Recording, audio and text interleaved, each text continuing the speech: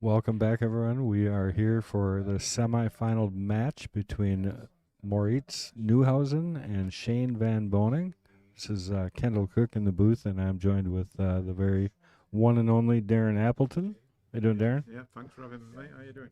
Absolutely. And we got Chris G running the camera work for you. So Hello, hello. should be a great match. Excited to see these two go at it. I tell you, Moritz plays. I've never watched him play, but I was just watching that last match and pretty flawless. Yeah, he's on a good run at the moment. Having lost in the final last week at the Racks Open, and a match he should have won. And he's here again in the deep end. He's best friends with Joshua Filler. They basically glued at the hip these days at the tournaments, and obviously what Josh was doing is definitely helping him. Yeah. And with how he plays the game and his fundamentals and carries himself, I think this kid's here to stay. Sometimes you see a lot of these young guys and you see them one or two tournaments and you might not see them again, but Moritz is definitely going to have a long career, I think. And you can see that he's doing all the right things. He's hungry, he's young, he's good looking, and he plays the game very, very solid. So he's, like I said, he's going to be, he's only going to get better. In a time when we're looking for good representatives of the sport. He's a nice kid as well. We won the first break and pocketed the one on the side, which is almost a give me at this point. I think they've all got it figured out. And not as easy to accomplish. He does have shape on the two, so. Asking for the rack to get removed. Yeah, he's got a shot on the two. 2 to the 3 is a key shot here, Kendall. Once he moves the rack. Oh, wow. What a mistake that is. Oh, luckily it hasn't really affected any part of the table where you're thinking, oh, that might have been, might have been a big thing if there's a ball right next to it. The shot, right? Are you gonna come around that way? Yeah, I don't think he's got like a natural angle to just play at one rail, so he's going to have to punch round the back of the 8. So he's got to be careful here if he does that, because it does bring the corner pocket into play. And he's got a bit of a stretch here also. It makes things. I think he can go forward, but he's got to really trust his stroke with this, because I think it's easier to. It looks like he could catch the 7 on the way back up with that angle. No, he come round the back. Well, see, that 8 might have came into play on that shot. Definitely, and not only 8. If you hit it too hard, you can scratch in the corner there, but he's actually played it perfect, really. He's just got to slow roll this and trust his stroke. So this is where he's really good. He's good at staying down on the cue, keeping his head still.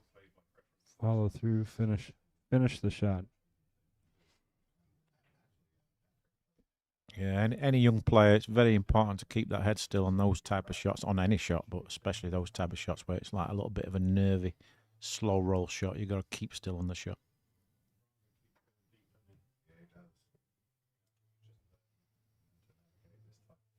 You just killed the ball nicely there with a touch of left English.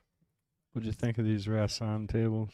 Yeah, it's the first time I've seen the new Razon table, and yeah, pretty impressed. I think because they're brand new, the tables are playing a little bit generous, but in a few days they'll get to their normal size, and yeah, they roll really nicely. Shot right there. I think they roll nicely, and the rails play nice, and they look really nice.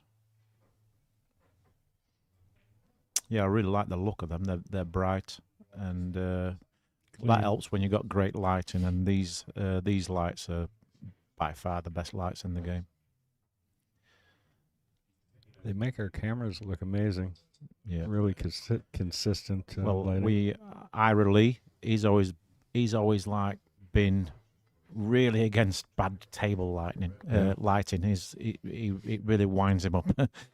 So I think that's why he really wanted to do these lights, is because when we do play the game, there's nothing worse playing on bad lighting where you can't see the ball properly. And it definitely helps someone like me, who my eyes are not as good as they used to be. So brighter the better. And it's a bright start for Moritz. Interesting. The old school. You'd have to put Shane in the old school bracket now. He's 1 year away from being inducted to the Hall of Fame, and we all know that once he turns 40, You think he'll make it? Huh? I think he might have just turned 40 actually. Yeah. I think he's got a good chance of being inducted to the Hall of Fame next year. Just might. Yeah. I think it's the one guy where we don't need a vote. He's already, I think, working on the fishing Hall of Fame. Right? Yeah, that might be his next career. Shoe in. He spends as much time fishing as he does pool, but he's earned that right, so that's okay. Because you do hear some comments on social media, oh, you need to stop fishing and focus on pool again. I think he's found the right balance in his life at this particular moment. And he's still such a great representative. I don't care if he fishes 9 out of 10 days. Just give us the one day of what you do. And he does enough to keep sharp. He finds the right moments now to play pool and peak yourself for the right tournaments. And that's what it does as you're getting older and you've had so much success like him, you've got to really start picking and choosing your moments. Otherwise, you just go crazy if you just pull 24/7, right? Your whole life. Eventually, you're like Moritz is just going to be pulled for the next 10 years, right? That's going to be his life. He plays that cut break for the 9 more consistently than I think I've seen anybody. He cuts that thing up towards that left corner almost every time. Yep, and believe it or not, there's a few guys what do the same thing. Like I think Ruiz is the master at the break, Francisco Ruiz, but they're all learning off Francisco Ruiz. He was the first guy to get the cue ball to arc back into the stack, consistently going towards that 9-ball spot, and I just find it amazing. I mean, I can't explain to the amateur pool players out there how difficult that is. Right. But these guys just do it consistently. Because sometimes it's easy to hit the break too thin or hit it too fat and lose a cue ball to the top of the table. But these guys straight into that stack all the time. Well, and speed appears to be extremely important also in that shot. So you got the combination of those two things, which, just amazes me that they can be that consistent at that particular thing. And looks like we might have a quick rack here. Do you think he'll play the 6-9? Well, if it doesn't pass the 9, obviously. Oh, he's played for... okay, confidence is high, so he's played for the 6 in the same pocket, which is fine. But a lot of players, I think, would have played for the 6-9 there. Yeah, it's pretty this way, I think. Yeah. And someone says, who beats Raga? Well, any of the four guys. There's 4 players left. Yeah, so any of these 4 guys can win the tournament. It's just all on the day, and who plays well and gets a few rolls here and there. Well, Raga's been beat then. So yeah, someone says who beat Raga? I do apologise.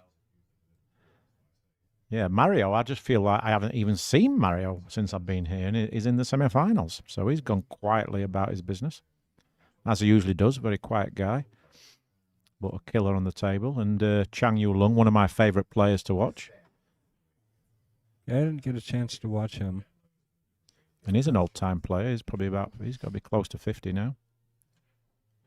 Well, you know how busy I am. I wish I had more time to watch all these guys play. So a nice start for Moritz here. Just what he needs. Got a big crowd here playing against Shane Van Bonen in America. So this is a big match for Moritz. Probably one of the biggest matches of his life in his young, short career so far. Yeah, just hold it together. I mean, well, he should be excited. I think excitement is what I think about when you're playing someone like Shane Van Bonen, especially in America, with a nice crowd. I think you should look forward to it, and you should be excited just to test yourself against one of the greats of the game. Yeah, and that's what it's about. This is what will make Moritz a top player going forward. Is that relishing these opportunities? So far, he's handled it perfect. Yeah, he's got a good demeanour, good attitude, on and off the table, and he's quite a funny guy. I don't know if you've seen him doing impressions of other players. No, he's pretty good at that. So he's not shy.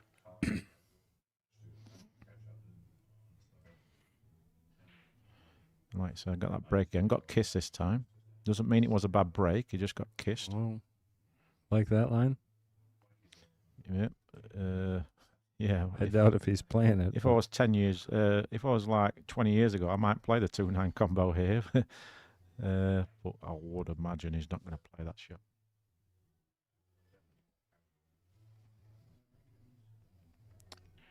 Well, of course, that's the way it's going to go, isn't it?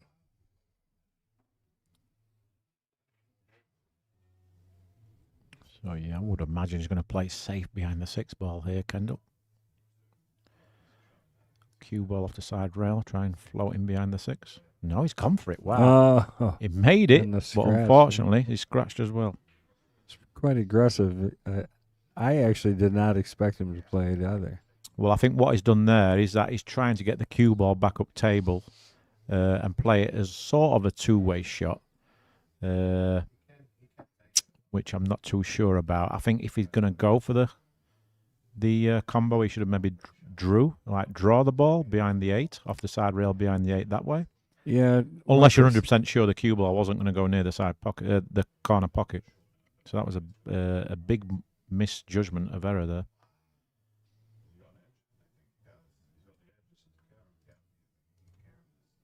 But Shane will be happy. Get right back into this game.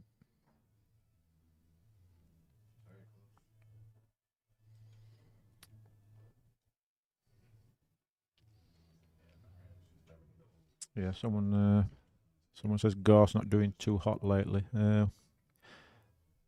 Yeah, I think with most amateurs and people watching is that the problem you've got in pool is that there's 50, 60 players who all can beat each other, maybe even more, in a one-off match. So, and how the game is, there's quite a lot of luck. You need rolls. You need shots after the break. You're never going to be dominant force in pool. You might have your spells like Ruiz.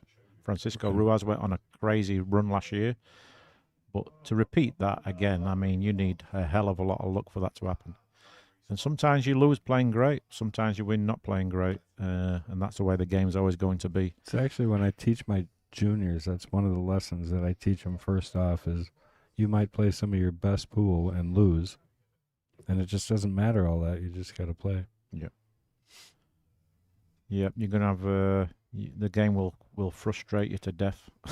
Yeah. And then sometimes you win when you think, how have I won that match or have I won that tournament? And then sometimes you lose playing great. Like, for example, Levan Corteza today probably showed up today full of energy, ready to play, and he doesn't get to shoot. He loses 10-0 and sits in his chair for 9 out of the 10 racks. I mean, that's just brutal. Yeah. And that's the brutality of the sport. Well, including a 7-pack from Shane.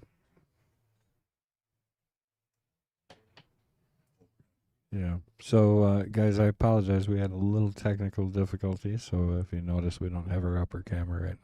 But we will fix that before the finals. Still got plenty of great views, though. Oh. Yeah, we've got 2 great matches there as well. Shane, let's see how Shane... I haven't seen him play this week, so let's see. He's one of the guys what breaks the balls really hard, even with his cut break. Where you've seen Moritz there and a lot of other guys, they played that control break where it's like a delayed draw into this back into the stack, where Shane, he hits them really hard. So contrasting styles here when it comes to breaking. Where is he trying to get his cue ball? He just gets his cue ball on that middle diamond directly across from the 1 ball. Okay. And back into the stack. And him and Kachi are the best 2 at breaking these balls as hard as they can, let's say, and getting that cue ball back into the stack.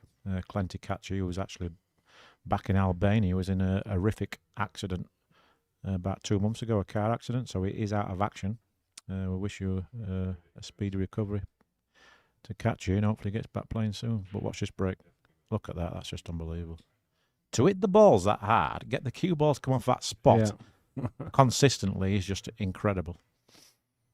And he got unlucky with a cue ball kiss, and he's no shot on the 2. So that's where you need luck in the game also. So even though I do like the new break rule because you're seeing more play, you're still quite a lucky break whether you get a shot or not. Where the old school where you play 1 ball on the spot and hit them full, it was easy to control where the balls were going, easier to control where the balls were going. You're still not 100% sure where they're going to land, but you had a rough idea. Right. If the cue ball don't get kissed, obviously you can put it exactly where you want it, and sometimes, depending on the table, you could control where the 1 ball went. Well, Shane was the master at that. At 10 ball, even more so.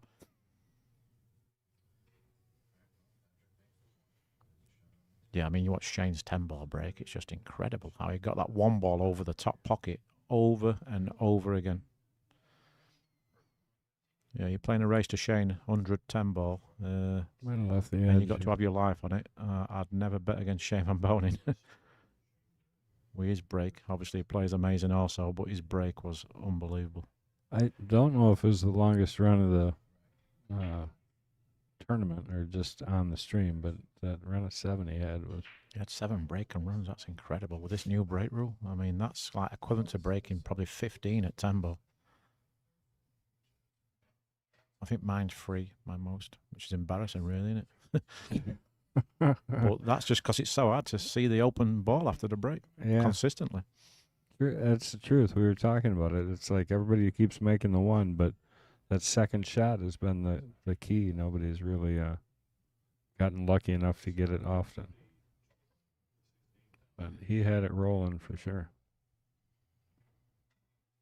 So he probably thinned the 2 ball here, come around the back of the 3. Right, just like that. Probably hit it a bit fatter than he would have liked there, Yeah, he left it. And that's why he's sold out. Bad mistake there from Shane. It wasn't a bad shot, he just badly executed. He hit the ball too thick, which is easy to do. I wonder if Shane feels a bit of pressure in this match because he's playing like up-and-coming young players. You know, when I was like at my peak, let's say, and you got to play someone like Joshua who's just come on the scene, or a Fedor Goss or Jason Shaw, for example, you just felt that little bit more pressure for some reason. You think, well, these guys are chasing me down, let's say. Yeah. It's a different type of pressure, and I think it could be a case of that here. It's like the new guard's on the way. Shane's still obviously one of the best, but he knows eventually you got to pass the torch. It's just human nature, right? It's going to happen. It might be another 10 years before Shane hangs up his cue, or 10 years, but eventually time catches up with us all. And these new guys, they're hungry. They're on the table non-stop. Right. I mean, when you're Shane, who are you pursuing? There's nobody to pursue. And not only that, Kendall, is that these guys want to play Shane Van Bonin because they want to test themselves against the best. And Shane's one of the greatest players of all time. So they get this kid should be excited to play Shane Van Bonin, and I think you can see that he's not scared. He wants to impress Shane, right? He wants to impress him. Absolutely. He wants Shane to shake his hand at the end of the match, say, "Oh, that's really impressive, well played." That's what you want. Well, that's what we want our sport to be. Yeah. And I don't see him saying anything but, because so far he's looked perfect.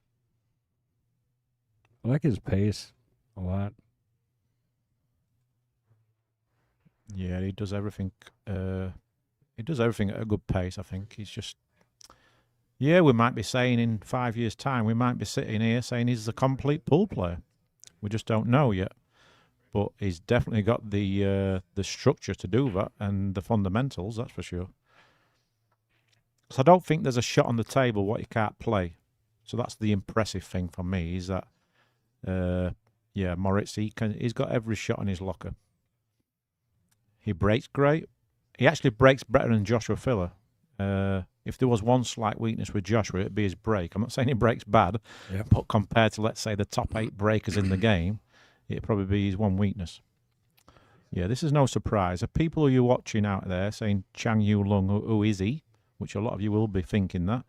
He's been around a long time. He might not necessarily spend so much time in America or had success in America, but in Asia, he's been one of the top players in Asia for the last 20 years. Mario, he down 4-0 right now. So.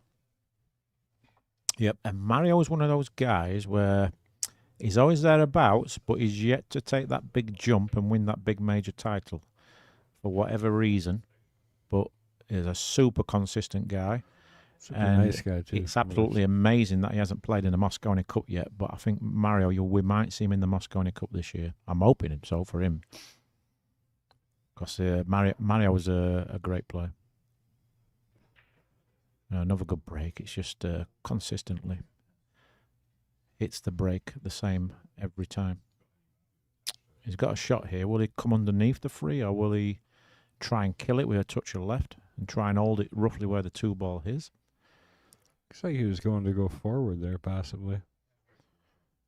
Yeah, pointed you don't over want to kind of punch by this, the does eight. he? Yeah, he might go forward here just to be a touch of right. Just like that. Played it nicely. Should clear the 7 to get over there for the 4, I would think, huh? Looks like he should be good.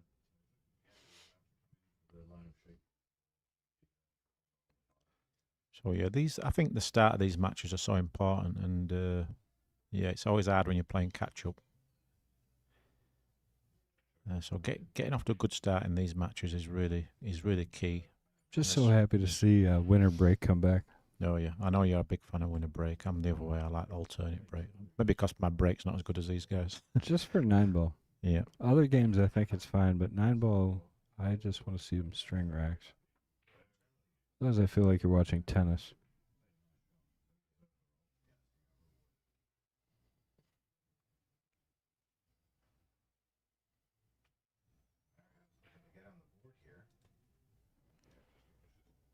Yeah, and the good thing with Moritz as well is that his cue ball control is really good for someone so young.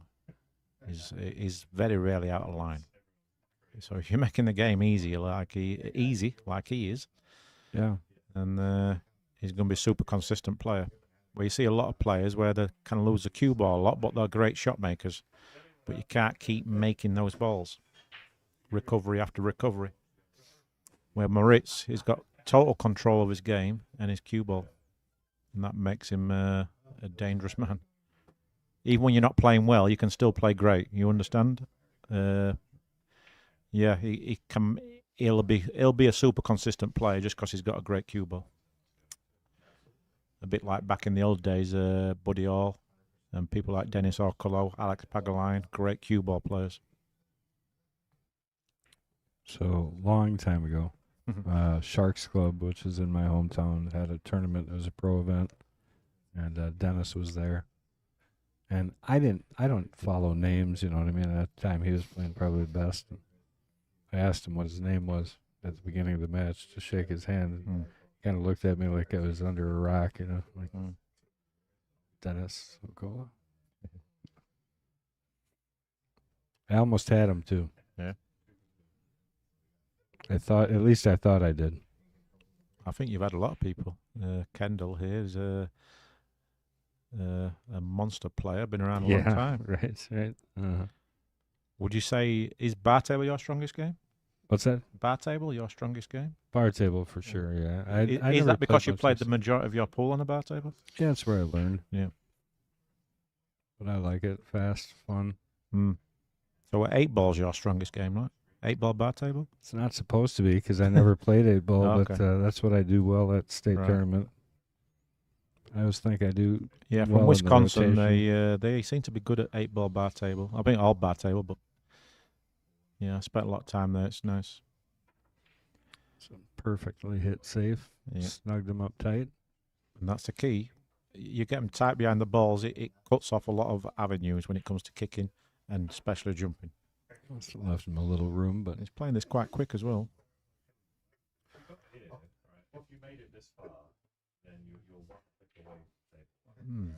Has he got away with that or not? No. Not getting any breaks. I mean, yeah, I was a bit surprised he didn't hit that harder though. Maybe try and get some distance between the balls. I feel like he played a nothing shot, to be honest.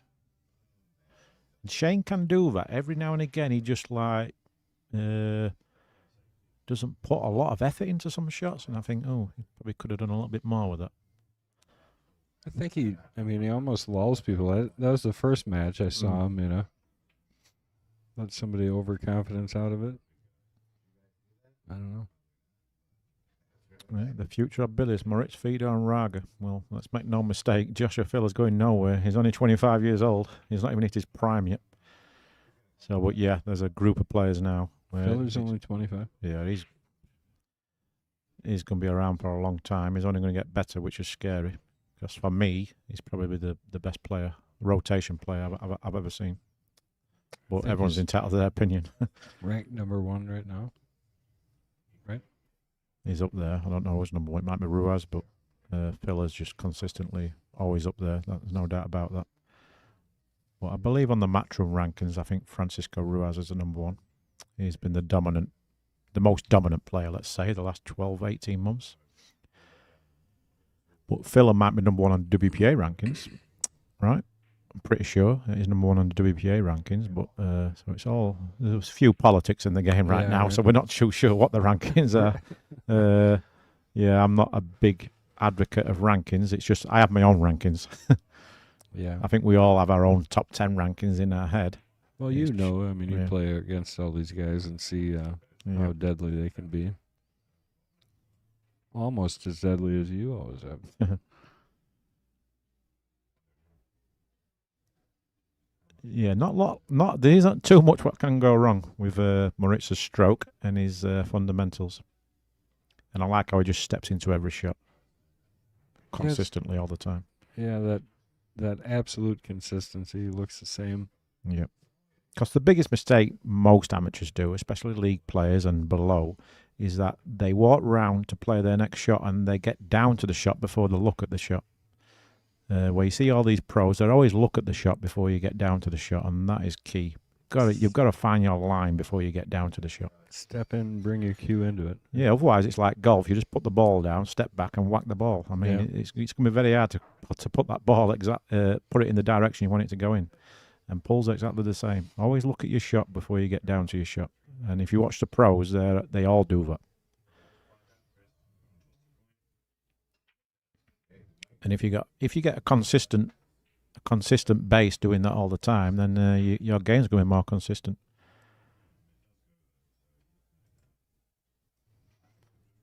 Yeah, big shout out to you guys, the Mad Apple Extreme.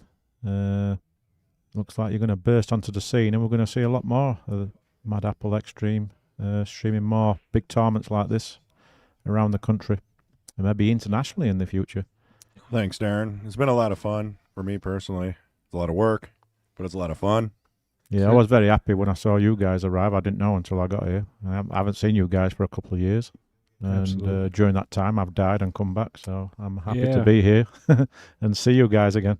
Well, hopefully you felt all the love. We had a lot of people from Mad Apple chiming in when you were healing. So I know everybody from the room still talks about your visit, and how much they enjoyed it. So. Overwhelming, really, the people that reached out. Well, yeah, I loved it down in Appleton, which is quite ironic that my last name is Appleton. I knew about the place. I'm thinking, one day I have to go there. Yeah. And I did it. Was it a couple of years ago? Yeah, I think 2 years now. Yeah, it's amazing how time flies.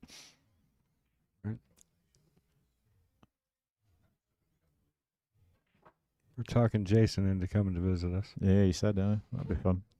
And you had Rodney there, right? Yeah, we did. Yeah. Rodney fixed my golf swing, actually. Did he? Yeah. Well, Rodney must have massively improved his golf, then. As well, I always say you don't have to know how to play to teach. You know, sometimes you can teach. Yeah. Good players aren't always good teachers, and good teachers aren't always good players. Definitely. Same with Paul.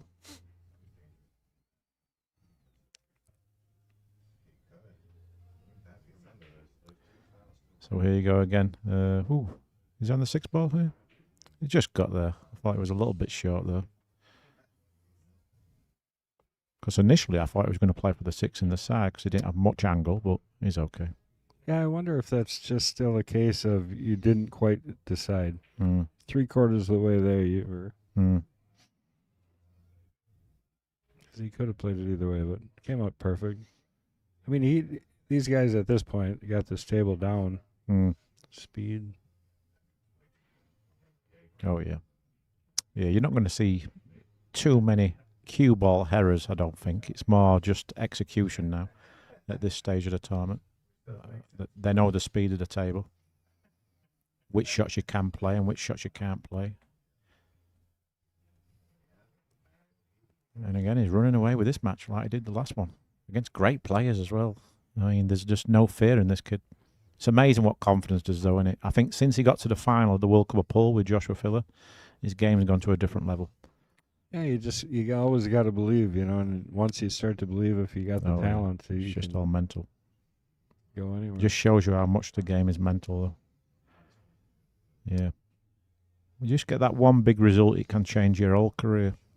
Everybody thinks the mechanics are super important, but it's not the hardest part of the game to master by any means. Otherwise, we'd have a whole lot of incredible players, which we do, but even more, And Chang Yu-Lung, 4-2 up against Mario. So Mario's on his way back there. He's down 4-0. Same with this match. You don't write Shane Van Bonen off. He's only got to get that break back in his court, and anything can happen.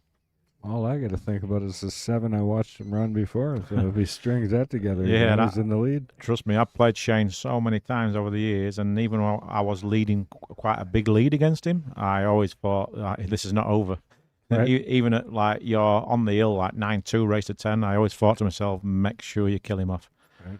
Yeah, right. He's like the one guy where you don't want him back at the table.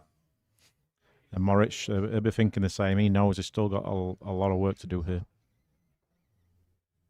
Is there a kitchen rule? You just got to break inside the box, if you mean for the break. You see the lines there? So the cue ball's got to be placed inside that box in the middle of the table. Yeah, and we were explaining that as a line off the first diamond outside of the pocket drawn to the center of the spot, and then that intersecting line on the kitchen.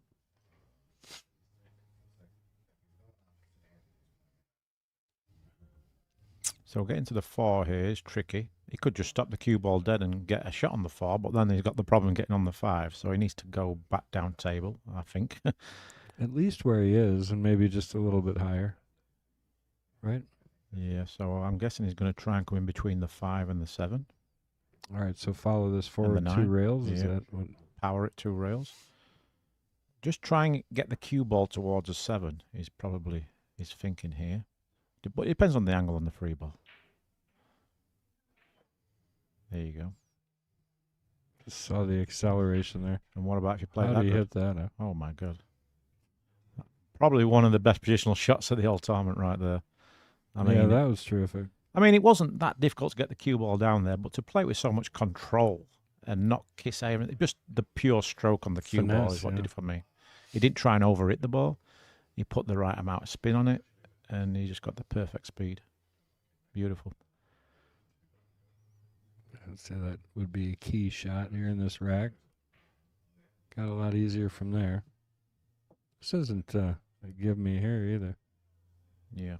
Would have liked a little bit more angle here for it to be a natural follow between the 7 and 9. Come to the side rail. He's about to come around the back of the 7 here. Just like that. Just missed the 7. But he's left his work a little bit more difficult now just because of that little careless positional shot. Now he's got to play a big draw shot here. And got to be careful you don't underdraw it or overdraw the cue ball and scratch in the corner. So this is speed control. And again, he's played that beautiful. I mean, this is a guy full of confidence. To play that to the short rail like that, yeah, that's a guy full of confidence and in total control of his stroke and his mind.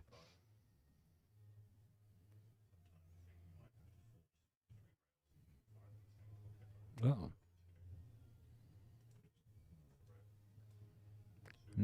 Yeah, he made this still interesting. Back to the side. Is that what you're playing here? I think he's looking at cutting it back. Can he play it with inside English and miss the corner? Kill the cue ball? Yep. Wow, he's under overcut it.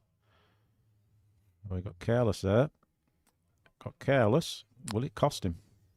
Wow, and that's a shame after that beautiful stroke shot to get up there. Yeah, definitely. And just that one shot could just change the whole complexion of this match. Because, believe me, this is not over. Shane couldn't easily get back into the game here. Moritz might not get out of his chair again until it's like 6-5, 6-6. Yeah. Shane might have actually had the thought that he might not get back with a good shot if he would have got out there. But this is that stroke shot that... Yeah, this was beautiful. Yeah, this is a shot on the match so far. Just watch the acceleration after, right there. Yep. Just to straighten it out enough to get that line and kind of hit the speed better. Yeah, and then he plays a bad position. Yeah. Usually the case. And sometimes that happens. You play a great shot like that, you just switch off for that little split second, just get a little careless, but you're thinking, well, it don't matter. The balls are laying nicely. And once you start chasing that cue ball, it's never easy. So a lot of people wonder, what is the purpose of racking the 9 on the spot? Well, just so that the wing ball's not guaranteed on the break. So if you look at the rack right now, from where Shane's breaking from, which would be the 7 ball, the brown 7, where with a 9 on the spot, you'll see the 7 ball doesn't go in the corner pocket. So let's see, you see? Where if the 1 ball was on the spot, that 7 ball's wired every time. So you sort of, with a 1 ball on the spot, you're guaranteed a ball on the break. And you obviously can hit them full and control the rack so much easier. Where compared to the 9 on the spot, you've got to cut the break to try and make, because now the 1 ball is now the wing ball, but you're just trying to make the 1 ball in the side pocket.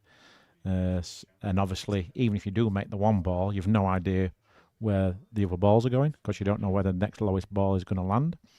Usually it's the 2 ball or the 3, but the 1 ball stayed on the table, and this is why Shane's pushing out.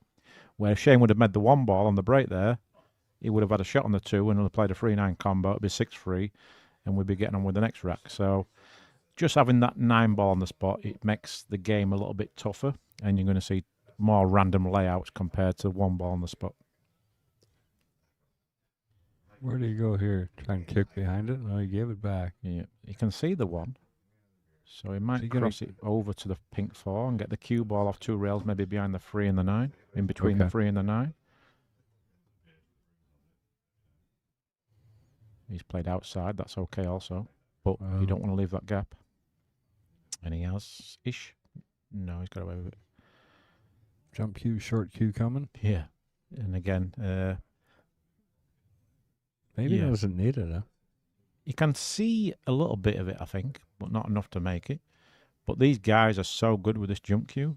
You probably have to say it's not a severe cut, so I'd probably say he's got 50% chance of making this.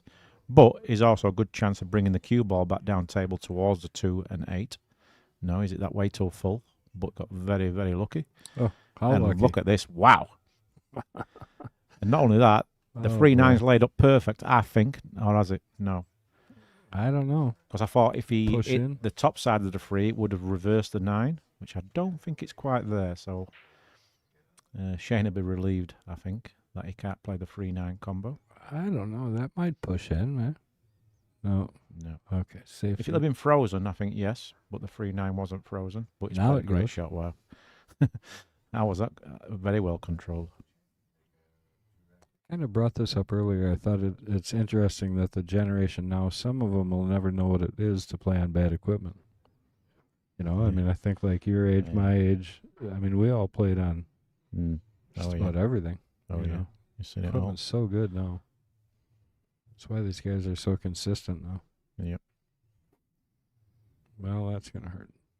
Well, it was a good hit, but he needs to put a I'm guessing it's a 3-9 combo now, because he did move those balls a little bit when he played the safe. And this is laying nicely where he can just draw out for the 2. A little awkward cueing. Whenever you're frozen to the rail with a cue ball and the opposite ball's just off the rail, it's a little bit awkward to get your hand in a comfortable position, but you should be okay. And struck it beautiful. And this was a big rack, even though a lot of you will be thinking it's 6-2 and he's got a comfortable lead, but Shane could have easily made it 6-3 there if he'll have made that 1 ball on the break, and all of a sudden 6-3, you're breaking. So that mistake what Moritz made in the last rack hasn't cost him. Puts it down for number 7. It's not good, though. I heard the other commentators across the room. I heard my name. Oh, you heard your name? Yeah, I don't know. Makes me uncomfortable, actually, a little bit. Pretty sure it was a compliment. Oh. Yeah, it's always a compliment, right? Not always. Can't imagine anyone speaking bad about you. You know how hard it is to keep people happy. If you got lovers and haters, you're doing it right. I'm not too sure what the prize from Breakdown is. I know it's 15,000 to the winner, 8,000 for second. I'm guessing around 4,000 for this semi-final round. So it's quite a big jump in prize money here as well, and especially for Moritz, because I think he's making a late charge for the Mosconi Cup here. let's not rule him out of the Mosconi Cup. He's on a bit of a charge here. So if he picks up $15,000 in this tournament from the 10,000 he picked up last week, he must be right in the mix for the Mosconi Cup rankings. And if he has a good US Open, he's got a realistic opportunity to qualify for the Mosconi Cup, and that'd be something else. So I told Jason after I got here, got to know him a little bit, and talked to him a while. I said, getting to know you like this is going to make it really hard for me to hate you during Mosconi. Yeah, I used to have that when I lived in America, and a lot of my friends in America sort of get annoyed with me because I played for Europe. I says, I do apologise, that's where I'm from. Right. I mean, if I could turn back the clock and I never played for Europe, then I would have considered playing for America. But once you've played for your continent, whatever you want to call it, then that's it, you're done. Yeah, you're So people keep saying, why doesn't Fedor play for America? He's already played for Europe. It's not even possible for him to play for America. It's never going to happen. Where if he hadn't played for Europe, is it it's still like a 5-year wait. Thing? Yeah, there's still a rule where you have to wait 5 years. You've got to be a resident for 5 years or something before you can apply for citizenship. I mean, we'd take him in 5 years. We'd be okay. But unfortunately for you guys, he has played for Europe in the Mosconi, so that's not even possible anymore.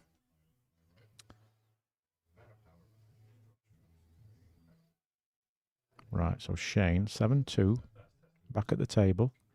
But he needs to play a hell of a shot here, Kendall, to get to the 4. How would you play this? Tough look. I think you can. Can you get it over to the side rail first here? Not sure. It's not easy when you're elevating down because that 9 ball's a bit of a... Can he go forward off 3 rails and come towards the 8? Come round the back of the 8? Yeah, past the 5, right? Wow, yeah, right there. Shot. That's the one I didn't know if he could get to that rail. Look at this here.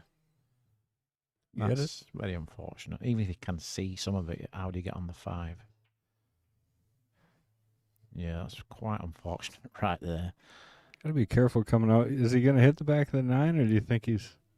Well, I don't think he can see enough of the 4 to make it direct, so he's got to play rail first and just give himself a shot, I guess, just like this. That's the best he could do. And the problem now, it's not making the 5 ball. How do you get on the 6? Because unless he's kissing the 6 after making the 5, which I don't think he is, unless he jacks up. Yeah. Good luck with that. I think just make the ball right and then play safe. Yeah. I'll do that. Cross bank it as a 2-way shot. That's nice also. I think I would have played the same shot there. It's hard. It's so much easier when you're down there to get that feel. Definitely. Well, even if he makes a 5, and the 5 wasn't a gimme, so he's thinking, well, the percentage was to play it safe. Because if you miss the 5, you're selling out, which was very missable from that distance. Just playing the safe, stay in the game, and hopefully get a better shot after this one.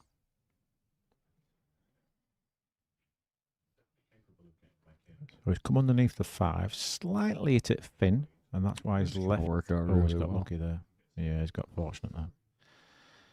He's got fortunate there because he wanted to hit that more underneath the 5 and get the 5 down towards the 7-9. But when you're playing well and you're young, you get those little rolls a little bit more, I think. Shane's going to play a hit and hope here. And if there's one thing I'd say about Shane, which is it's not really a massive criticism, but if there's one little weakness is that he has a tendency to do that, where he just plays a hit and hope shot. I don't like that, me personally. I think there's a controlled kick there. If you hit it right, you have a chance of getting a lot of good things happening. But sometimes when he's down in matches like this, he can have that tendency just to throw his arm at something, hoping to get lucky. Yeah. So if there was one little criticism about his game, it would be that, which is very small because obviously he does so many things great. Yeah, it just goes to say, though, I mean, everybody has things they can work on. Otherwise, there's no point to playing. Well, definitely. I mean, I have definitely more weaknesses than Shane, that's for sure. Yeah. I think, honestly, the longer I play, the more I realize that it's a matter of playing within your ability. And if you do something well, lean on it. Yep, definitely. But when you do that, I think it gives your opponent strength. Thinking, he's probably he just played like a give-up stroke, you know what I mean? I call it a give-up stroke. Yeah. Throwing the towel in stroke sort of thing. And it's like the changing of the guard, isn't it?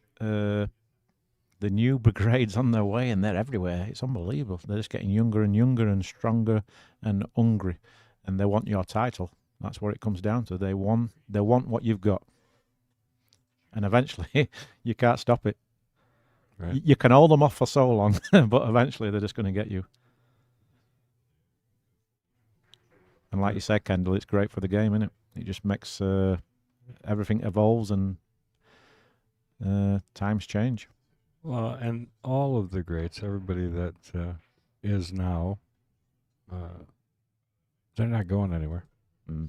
You know, I think we actually have a structure to the sport that we actually can, Oh, you big know, time. just small stuff like the stuff we have our Billiards Hall of Fame in Wisconsin, Yeah. stuff preserving all our players like Willie Munson. Mm. You know, do Yeah, you know it's Willie? unbelievable.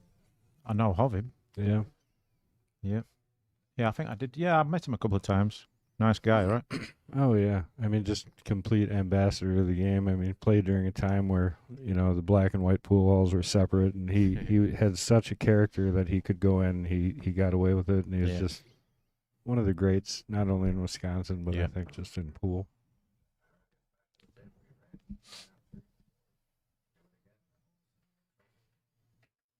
Oh, the game's definitely in good hands.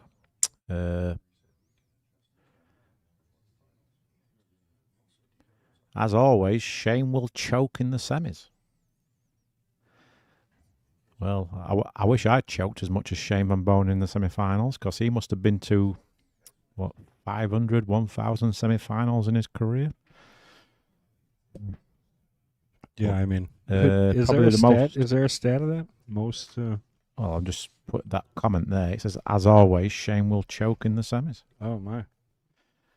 I'm just saying, I wish I choked as much as Shane Yeah, in the semis, because he's kidding. probably been to about 1,000 semi-finals in his career. And sometimes. even though it pains me to say it a little bit, he's probably the most successful player in the last 15 years. That's for sure. He's won the most titles in the last 15 years. So he's not done bad to say he's choked. To have the opportunity to choke in as many as Yeah, exactly. he's choked, and I guess. Yeah, like me, I've probably been to like 30, 40 semi-finals, major semi-finals. But Shane's probably been to like 150 major semi-finals, at least. So that's the difference. So he probably has lost in more semi-finals than anyone else, because he's been there, like Yeah, you say. right. Well, right. I don't think he's choked this match, has he? He's made one or two mistakes, but I haven't seen him miss anything or miss a ball where you just flat out dogged it. His opponents played great, and sometimes you've got to hold your hand up and say the best man's won. Well, I mean, On the day. he would have ran all 10 racks, but he they did could choke that one. exactly. shot. But they could flick the coin for the next set, and it could be the reverse very easily. So Shane will still have a lot of success in the game, and he'll still win big titles. But he's got more competition. That's probably the best way of putting it now. He's got more competition than what he's ever had. Well, and again, good for the game. I think, you know, it's had such a great time because we're able to bring more and more pool to the public, you know, with all the streaming that is going on in our sport. Just terrific. I think all that helps. Yep, and Shane will recognise it. Shane's a pretty humble guy, a good loser, let's say, even though I know he hates losing. Trust me, he's a bad loser as well, but he takes it in the right way.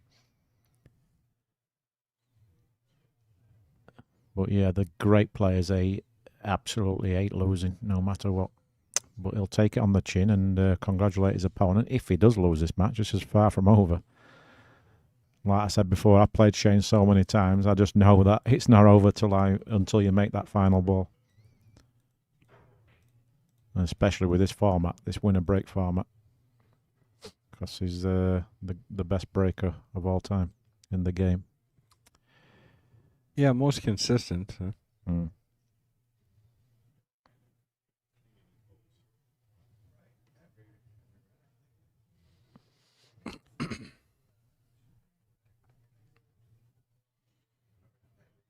Yep, we're back at the table. So you don't want to get straight on the pink 4 here. The thing in his favour here is that the pink 4 is not frozen to the rail, so he can play rail first here with a cue ball if he likes and try and go forward, but the 7 ball makes things a little bit tricky, so he might avoid that and try and draw out to where he is now with a lot of left. Reverse it off the side rail, just like that. Played it perfect speed. Left a nice angle as well, so he can play. I think he can play for the 6. Short side of the 6. Yeah, to the short top. side of 6 to the top. Because you don't want to be playing the 6-8 combination unless he really needs to.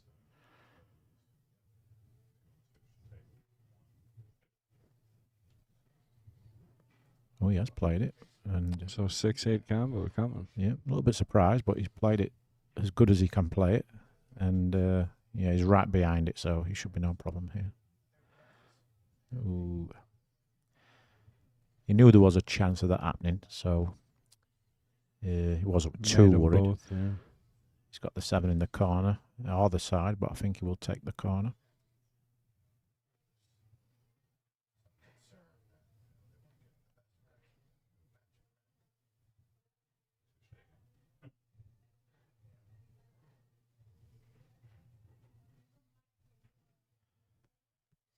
Right, so is this the start of the comeback? Well, that's one anyway, so gets him to 3 games. Yeah, and the thing will Shane will be, he will still have a lot of hope while his opponent is not on the hill.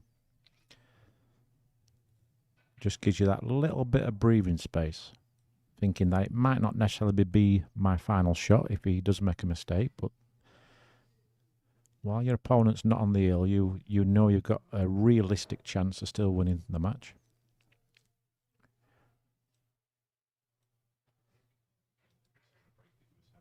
And we win a break with Shane Van Bonen breaking. Anything is possible.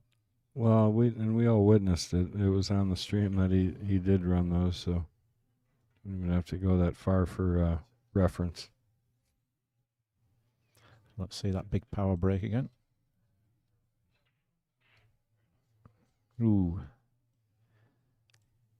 Like someone like myself, I'd be quite happy with that break.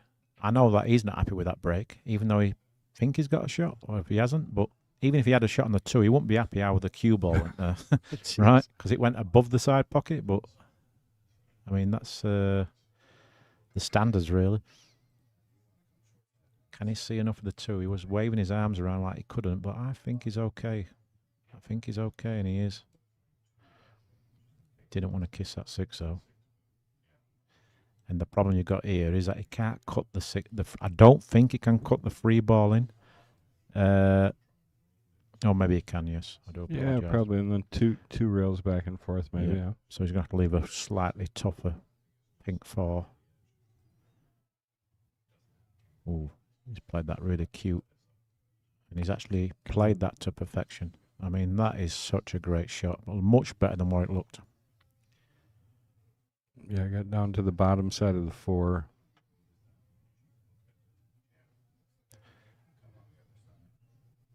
Right, so he looks like Shane's got that spring in his step again. So he's become a dangerous man again. So that's why the previous 2 racks ago, when he just like threw his arm at that kick shot, but he does that a lot and then he wakes up again. Yeah, it's like maybe trying to just change the norm. Yep. You know, it's hard to say.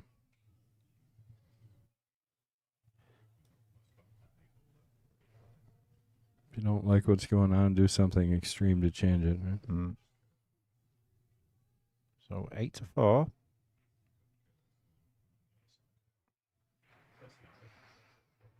Yeah, now Shane's got the momentum.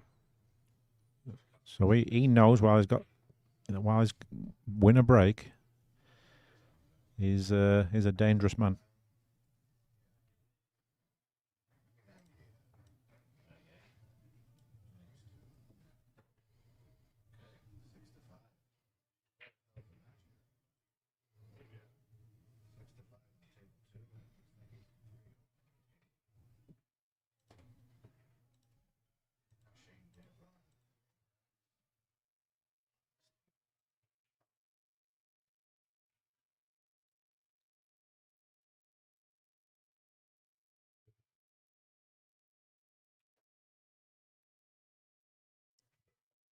Okay, let's see if he can keep this break going.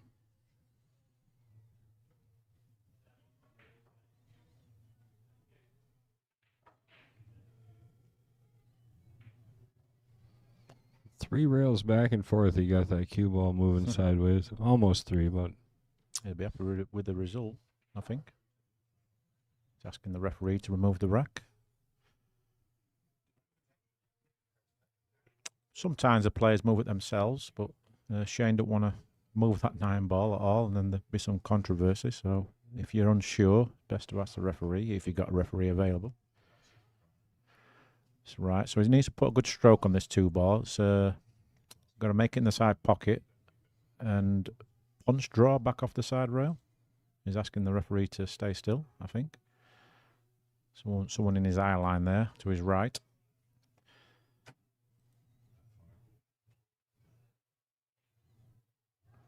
Yeah, that was a problem there. What I was worried about is drawing the cue ball a little bit too much. Because that 5 ball made it a little bit awkward just to punch it into the side pocket and come back out. Because the natural path was the 5 ball. But he might go for the bank here, or the cut, or the safety. down to the middle end of the rail there. So it's a shot. Yeah, if I he's found playing it. safe. I would have found it out to see him playing safe just because he wants to keep the momentum, and he's played it great. He played a little bit of a 2-way shot, but knowing that the cue ball was still going to get shape on the 4, so he sacrificed a slightly more difficult 4 ball, but he knows he should make this. Is he playing it in the bottom right or the bottom left? Looks like he's back on that. Yeah, he did. Okay. Yeah, I guess when he rolled up on it, I assumed he was going to play the other pocket. Yeah. Like a lot of players would take this in the side, but Shane takes it in the corner, which is the right shot to do. But a lot of amateurs there would have played it in the side because it's more unmissable. Yeah, But more controllable for Yeah. the cue ball the way that Shane plays it. Yeah. Or the way you're supposed to play it. Right, so game on again here. So Moritz will be hoping that he gets back to the table in this match, which is not guaranteed. Tightening up, isn't it?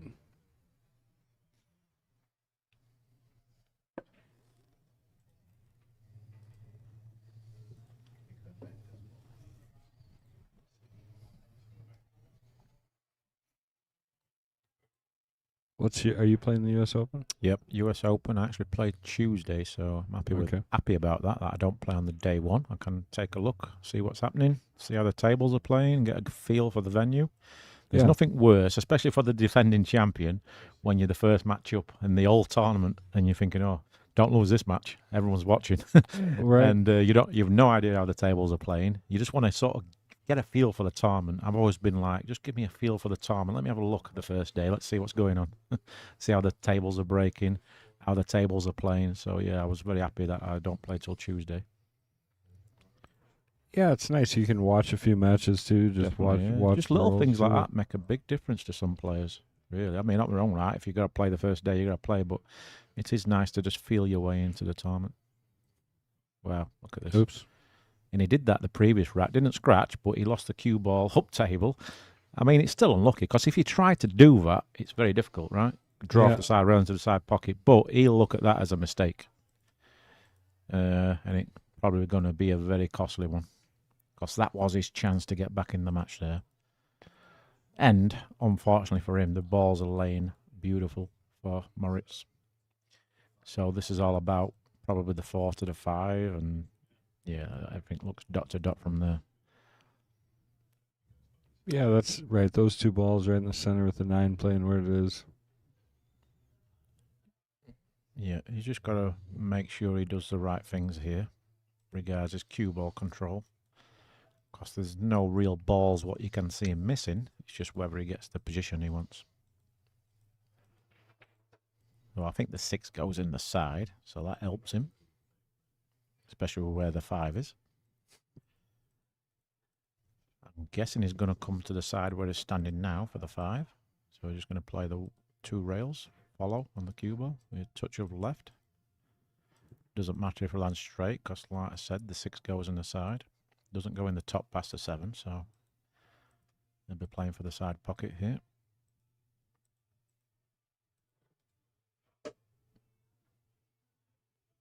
Unless he Oh, decides yeah. to draw it out. It's like he's gonna. Oh, and he is. Look at this He stroke. is. So that was a one shot where it could go wrong. He could have come short, but as it is, he's played it absolutely perfect. Couldn't have really placed that much better with his hand. So again, for someone so young, he has a great cue ball. And that's going to hold him in good stead in the years to come. Yeah, he definitely seems comfortable. I mean, he's not forcing anything. Everything's struck really clean.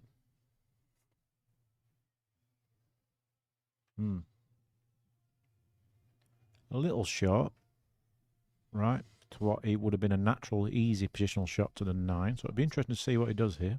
You got to spin this one a little, basically, is what, right?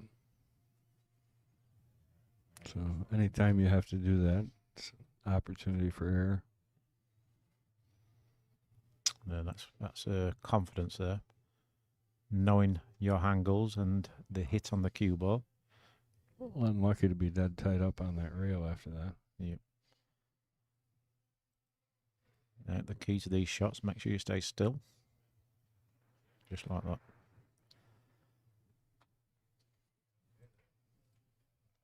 All right. Yeah, and the other table getting closer, 6-5. Chang Yu Lung over Mario. Remember, Mario was down 4-0.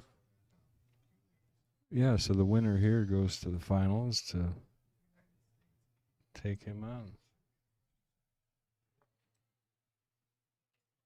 So 9-5. So Shane needs a lot of help now.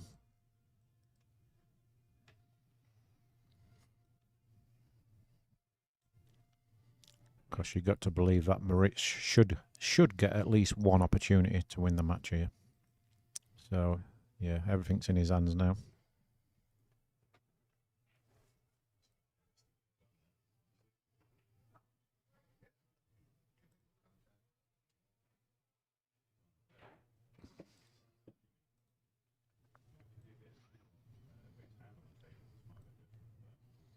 Yeah, so this one rack away from another big final back to back, which is pretty impressive at any level, but especially with these monster fields the last 2 weeks.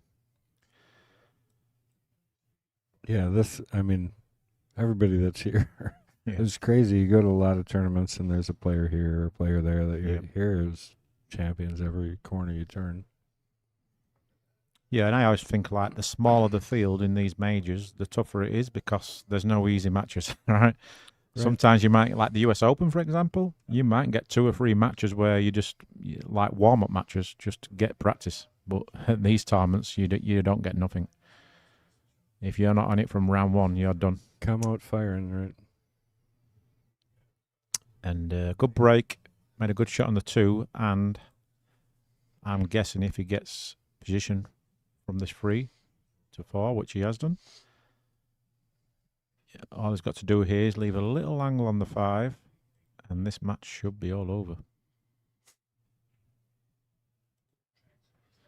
And that might help him. Makes his life a little bit easier to get on the 6. Spread him out a bit. Got a funny little angle here. I think the natural draw shot would be to scratch in the side, so he probably doesn't want to use the side rail here. So he's probably going to land purposely a little bit short on the 6 and then make the 6 come round the back of the 8. And that's exactly what he's done. Did use a side rail, but he played a punch draw to avoid that side pocket. So one good stroke here, Kendall, and it should be all over. Just like that.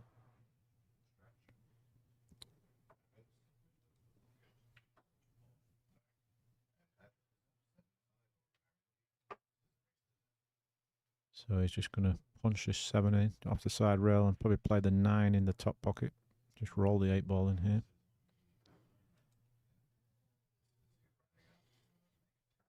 Yeah, this is a big win for Moritz. This is big scalp, big win. This is going to feel good for him. Oh, I guess the 9 goes in the side. I think that's all because he left a bit more angle on the 8 than he wanted, but if it goes in the side, no problem. To the finals he goes. Yeah, that's a big win for him there. And Shane there graciously says, well done. Yeah, and it was a great match by him. Shane made a couple of mistakes, I think, but overall, I think Yeah, I think I Moritz can't came out. remember Moritz really missing a ball. You know, maybe one or two mistakes, but if someone says to you before the match you only make one or two mistakes, Yeah. I think you'll take it. Absolutely. You're going to be an hard man to beat, right? All right. All right, so we got next match coming up soon. We're going to take a break here and probably switch you over if you guys want to check out the other match going on. Just head over to the Mad Apple Extreme YouTube. That match is over there. And then come on back. We'll be bringing you the next one here. So thanks a lot, Darren. Appreciate it. Yeah, cheers, mate. Thanks a lot. Yep.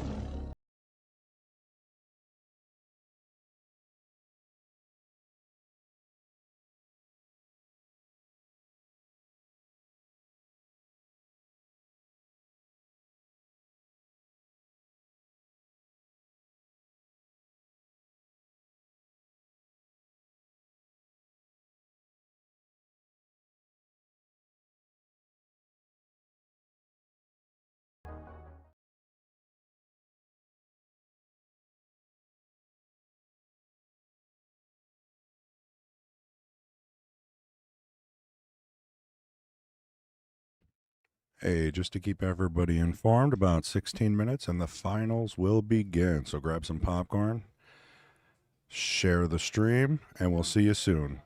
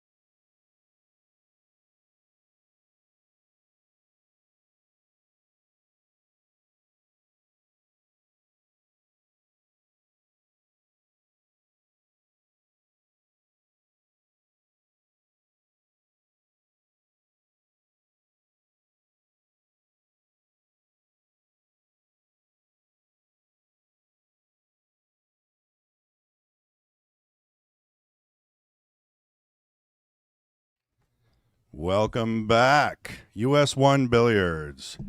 Finals. I'm in the booth with the one and only Jason Shaw and Darren Appleton.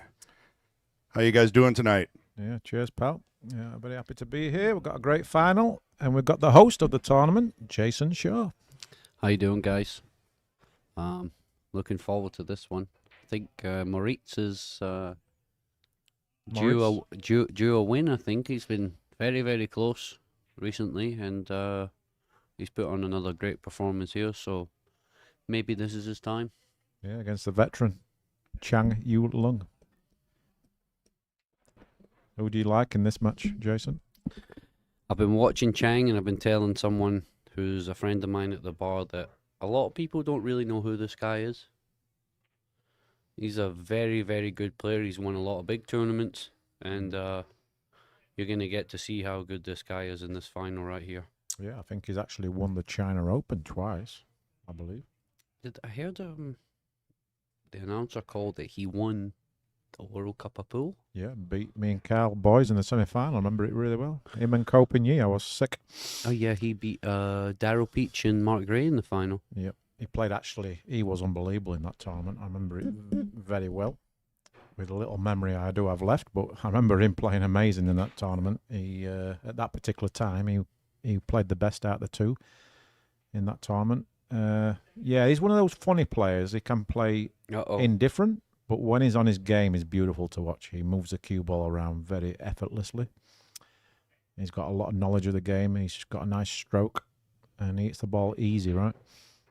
Yeah, like that shot there. I didn't think the cue ball could get there.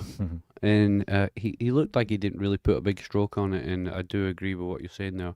He's very fluent, good on the cue, don't really miss many balls, and he's one of those players, if he gets in front of you, he can blow you away very quickly. Yeah, he's one of them guys what can make the game look really easy. And obviously he's playing really well in this tournament, so I can't see him not playing good in the final. It's just whether you get enough chances, and he's up against a great young opponent, like you said. He's on a good run, right? He's a few finals this year. He got to the World Cup final. Recently at the Rax Open, which was another monster field. And this field, which is probably slightly stronger than last week. And he's in the final again. He's knocking on the door. I spoke to him earlier, and he's saying, I'm playing good, but I'm not getting there. I said, listen, you're young. I've been there.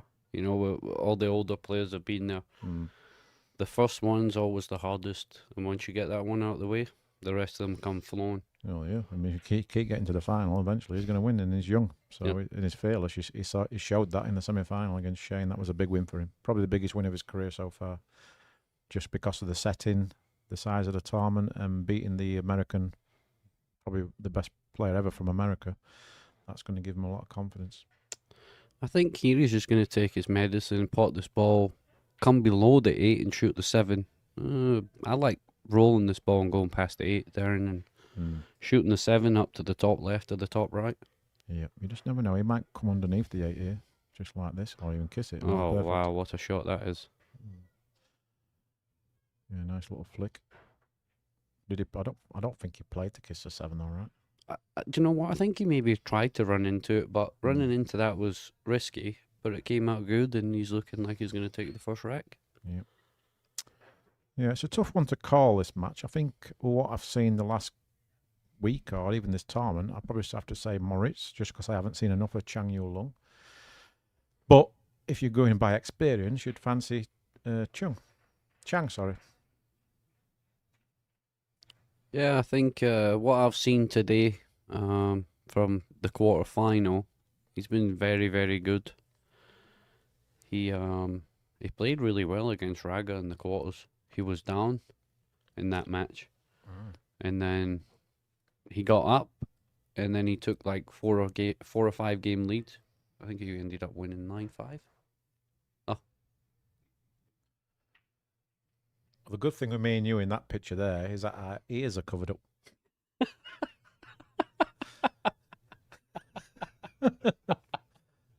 That's the first time I've looked at us both. Oh, where's our ears? Oh, God. Someone says Trump 2024. Let's go, Donald. Does it mean Judd? It's going to Cup 2024. Donald Trump. So Chang, he broke the first rack. So he's kept the serve here. Let's see how he's breaking. He was break. He made the one ball almost every break against Raga. Nice break. The 2-ball got kissed there. Is he going to get shot? Yeah, what do you think of the break? What do you think of this break rule? Well, I think it's good, but I've just heard something that they're going to try a break. A break speed gun. Oh, okay. Which I think is good because you can't really judge sometimes whether someone's hitting a hard break or not. It's a fine line, you know. Yeah. Sometimes you see someone breaking and you think it's soft, but then you see the outcome of the balls. It's not really soft if you're getting 3 or 4 balls up the other side of the table and making 2. Yeah, I know what you're saying. How they determine what's soft and hard? That's what I. Well, it says forceful break, so Yeah, but what's a forceful break if you're obviously a lot smaller than your opponent? yeah, that's a big factor too. Like for example, Alex Pagulayan against Chris Mellin. Obviously, one guy's bigger than the other. You just don't know what's forceful for them, for that person.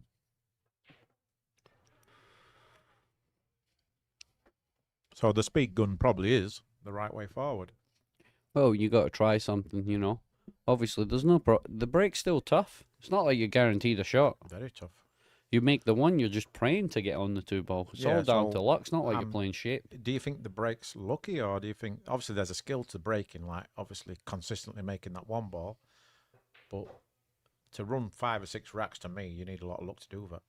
Yeah, I think it appears that way. What I've seen of the 2, I think Moritz put a 7-pack together in Shane. I think what I've seen of both of them was they made 2 or 3 balls, you know, so it wasn't much traffic there. And yeah, they did hit them good, but like you said, to land on the lowest ball every rack, there's obviously some luck involved, but that's 9-ball, that's the game. If you're not lucky or you're not rolling a little bit good, you can be playing as good as you want in this game. If things are not rolling for you, it's just the way it goes. Yeah, I know. Obviously, if you get a good consistent break, you give yourself more chances, but you still need some luck to get a shot on the lowest ball. That was a nice shot there, but yeah, very good shot. He's not gonna be trying to cut this in. He's gonna try and probably chip the 3-ball behind the 5. Yeah, the cue ball towards a 6, I guess, or 4. Yeah, I think more towards the 4 is better. The only problem with this is that it's a very straightforward kick, unless Not if it it gets sticks screwed it. behind the pink 4, which would have been great. So this is quite a straightforward kick for Chang. I'm just wondering if he'll play this slowly or whether he'll play it. Oh, you can see the ball even better. It's got to take the paint off it. I don't like this shot. Yeah. Well, you might use a 5 as a blocker. He played it well. Really. Yeah, that was as good as you could hit that shot. Yeah, it's so easy to leak that 3 ball out by hitting it too fat or over hitting the ball.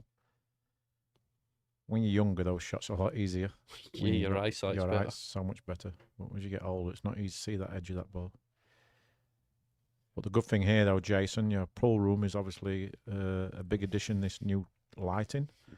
Not too sure what the lights are called, but Ira Lee produced these lights, and I think it's the best thing what's happened to pool. And what a roll there. But it just, it's just, everything's a lot brighter. The cloth colour, in my opinion, is the best cloth colour ever for pool. Everything's a lot brighter, so you can see the ball so much better. Yeah, I think, I had about 6 of these lights in the room already, and I was trying to get more. And, I had 6 up all spread out, and you could just see the difference in the room. So I think with all of them in the room now, it really makes it popping with the cloth, like you said. Yeah, It's definitely the best cloth. It's way better than blue. I'm not saying that blue's not a good cloth. I'm just saying it looks better Definitely. in the eye of the viewers. Yeah, it's weird because when we were playing with blue all the time, you just get used to it and you think it's great. But when they brought the grey, I don't know, it just suits the colour of the balls. Everything's brighter, and it's a brighter colour. So, yeah, I think definitely the grey for me. Right, so Moritz is in here, playing short side on the pink 4. If this was like a 4-inch table, which obviously it's not, he might try and get a lot closer to that pink 4, but Yeah. because the tables are brand new and they are a 4 1/4, Jason, I believe. Which Oh, Darren, you. I cursed it. The tables are 4 3/8, but Yeah. you know, they might be playing it a little bit loose in that. But I've seen some. But I missed an 8-ball earlier Mhm. down the rail and it jawed and stayed up close to the rail. Yeah. They're definitely going to tighten up Oh, over the definitely. next week or so. But you still expect to slide with the clean balls and the cloth and that. So we all know that. But I've definitely seen a lot of balls missed. Yeah, he ate that ugly anyway. He ate it a bit too fat. Wow. Oh, But you got fortunate. Yep. We'll leave. What I mean by he got fortunate is that when he missed the ball, he left it deep in the pocket on the right-hand side. So he had to really get into the cue ball there, and he was probably risking following the cue ball in also. So he was trying to hit it thin off by hitting the short rail first. So let's see if he... this is. not too sure he played it exactly that way, but it's worked out great. I think he was trying to get the top side of the 8, Yeah, you would have thought so. but it's worked out good, and he's got a good angle to get up for the 6. So Yeah. And he'll be feeling a little bit edgy, I think. It's another final. Obviously, we all saw what happened last week at the Racks Open when he missed the match-winning 8-ball. I don't know if you saw that, Jason, but he had a 10-4 lead. He was up, I think it was 12-10 when he missed the 8-ball to win the match, and he ended up losing 13-12. I seen he'd lost, and I said, someone said something, but I didn't see it. I've been here. Yeah, just like a little half ball cut back into the top right-hand pocket, and he overcut the ball. So he'll be eager to win this one, like he said, and get his first win, his first big title under his belt. So Moritz makes the 9, and it's all tied up at 1 game apiece. And if he was to win this, it'll have been a great few weeks for him so far in America. Because really, he'll been looking to do well in these 2 tournaments, warm-up tournaments, before, if you want to call them warm-up tournaments, for the big one. I mean, no disrespect to last week and this week. They're great tournaments in their own right, but obviously we're all thinking about the US Open. But if you do well in these tournaments, it gives you a lot of confidence. Yeah, 100%. Especially in these fields. Yeah, it's been a strong field. I think everyone's enjoyed it. I think the crowd's been good. Tables have been good. Everything's been first class, I think. Plus it's $15,000 to the winner, so there's a lot at stake here. $7,000 difference between first and second. And there's a big crowd here, so that adds to it. There's nothing worse playing a final where there's nobody there. Yeah. Like the old days, you play the Euro Tour, for example. And Wow. by the time you get to the final, there's 2 men and their dog watching. Right? And it's true, though. Yeah. Where now you've got a big crowd. So even if you're playing for 500 here, you're going to feel pressure because of the crowd and the nerves, and it gives you that nervous energy which we all want. That was a nice break there, and he also got a nice little kiss back off the side rail, and the cue ball just kind of stopped dead and perfect for the 2-ball. And he can play opposite hand. I've seen him play quite a few shots opposite hand, which is a nice tool to have. Yeah, that's a big bonus. Yeah, I'm not very good with my other hand. I'm useless. Probably the worst in the world, actually. Oh, I'm not great with my normal hand at the wait till you- moment. But That's funny. yeah, I'm useless with the opposite hand. Yeah, I think I can't even like cue straight. Yeah. My stance is terrible. My holding the cue at the back's awful. I just rather use the bridge or do the underarm. You actually do everything right-handed except for play pool, right? Yeah. Which it's a bit weird. Golf, darts, everything. So Moritz, he breaks as good as anybody with this break rule, which bodes well for him in the future. I mean, it's hard for anything to go wrong with this kid because his fundamentals are great. He approaches every shot the same every time. and he plays at a good speed, and there's not a lot what can go wrong. And the main reason for me is that for someone so young, he has a great cue ball. Yeah, he's very good. He's very talented young player. Yeah, I first saw him play, I think it was a couple of years ago at the World 9-Ball Championships when I think he beat Carl Boys. I think he put Carl into permanent retirement, I think. Oh yeah, I remember that. I think that was when Did he drill Carl? Did he? I think it was like 9-1, 9-2. Yeah, 9-1 or 9-2 against Yeah. Carl Boys. That's when I took notice of him. Oh, that's funny. I think Carl was supposed to be here today. You know that? Well, I think he saw Moritz in the draw. And, oh yeah, give me some battle scars there. Yeah, I think he's away surfing somewhere. Maybe with the average pool player in New York surfing or something. Making more videos. Yeah. YouTube stars. So Trying Yeah. to make the average pool player into a worse player, it looks of it. I had to give him a lesson. I had to give him a 1 hour lesson. I said to Carl, I said, "Have you not been giving him? Yeah, I saw that. Have you not been helping him?" And Carl said, "Not really. It's not what I've been doing. We just kind of made the videos." And I said, "Oh, okay." I think Carl's quite happy to see him suffer. That was a bad break. That's his worst break he's hit all day. He overcut that really bad. Yeah, it's probably the worst break I've seen him hit so far. Yeah, the 2 or 3 matches I've seen him, it's the worst break so far. Yeah, I just want to thank a few people. I want to thank Metrum for letting me do this. And I want to thank all the sponsors. I want to thank CueLee's for being the official sponsor of the event. I want to thank everybody else who's been involved as well. And I want to thank Aramis and Simonis for taking care of us again. And CueLee's, are they a local Q? No, they're Company? actually from China. Oh, right. They're a new company. And, you know, I think, is it J Flowers, another new Q company? A couple of them reached out and wanted to sponsor the event, so happy to have them on board. And without them, this wouldn't really happen. So thanks again. That was very well controlled. Yep. Because he didn't want to get the wrong side of the 5 there, and he couldn't have really put that any better with his hand. Yeah, that's true. Because he had to pull out a little bit there. The He had to. average pool player, folks. Cowboys in the chat, actually. Where is he?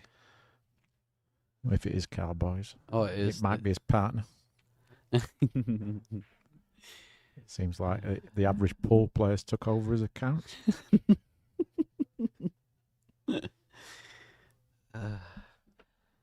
getting paid too much by Macro. So looking forward to the US Open, Darren? Yeah. Yeah, just because I've been here like 10 days, 2 weeks, so I feel like I needed these 2 tournaments just to see where I am with my game, what I've got to improve on, and yeah, at least I know I can compete. I'm not a complete dead guy. So yeah, hopefully I can get a few wins under my belt, and then you never know. Any chance, any thoughts of turning the music down so we can hear the sound of the pool tables? Not really. It's kind of, you might not see it there, but the pool room's kind of quiet out there without a little bit of music on. Oh, it's nothing worse in a pool room, especially. And everybody's kind of, not a lot of people are talking there, they're just sitting and watching. So with the music on a little bit, it's kind of taking the edge off a little. It's a pool room. You can't expect just regular people just to sit there in silence in a pool room. It's not going to happen. Right? So you need a bit of background music, really, in my opinion. That's what we should do, as that guy's just said there. We need a podcast with just Darren and Jason drinking and talking pool. Yeah. We should get one of like Joe Rogan podcasts set up, something like that. Be nice, right? Talk pool, have different people come in. Yeah. Well, something you could do. Definitely. You know, it's not.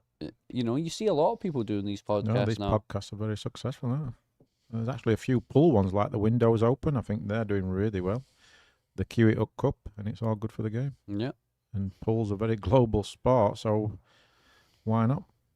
And I think people like listening to the players. Oh, that was close. Gonna get a shot. Yeah. Yeah, you see it in the NFL and soccer. There's a lot of former players doing their own podcasts. And like you said, Joe Rogan, people like that. He's been getting involved in the pool a little bit more too. He just did an interview with Jeremy Jones. Did you watch it? No, but I've seen the link. I just haven't got round to watching it yet. You know, have you? Yeah, listen, didn't watch it all. Listened to a bit Mm. of it. Like I said, didn't have time as well. Yeah, I tell you what would be funny if he got Earl Strickland on. I think Earl knocked it back. Yeah. Someone said that. Yeah, he needs to rethink that because it's Oh, great. It's great branding for yourself, really. Right? stick behind the 6 here. Especially with what Earl's doing now. Obviously, doing a lot of exhibitions and clinics, and yeah, just get your name out there. Someone gonna said get- to me Earl has changed a lot in the last few months. I think he's probably changed because he's making more money. Making more money now than what he ever did. He told me, which is good. He should be doing at his age. He shouldn't be relying on pool tournaments. No. At 50, what is he? 61 now. Yeah. He should just be flying 59? to China, doing his little exhibitions in the US, got his exhibitions too. And if he wants to go to a pool tournament, he's going to the US Open. Yep. So, you know, tournaments that mean something to him. Yeah, I mean, He's- it's all right. Now I was going to invite him here, but it was a little bit too late. I wanted to. Shane asked me, "You didn't invite Earl?" That was my last. That was my last thought. Is he going to get lucky here? Yes. No.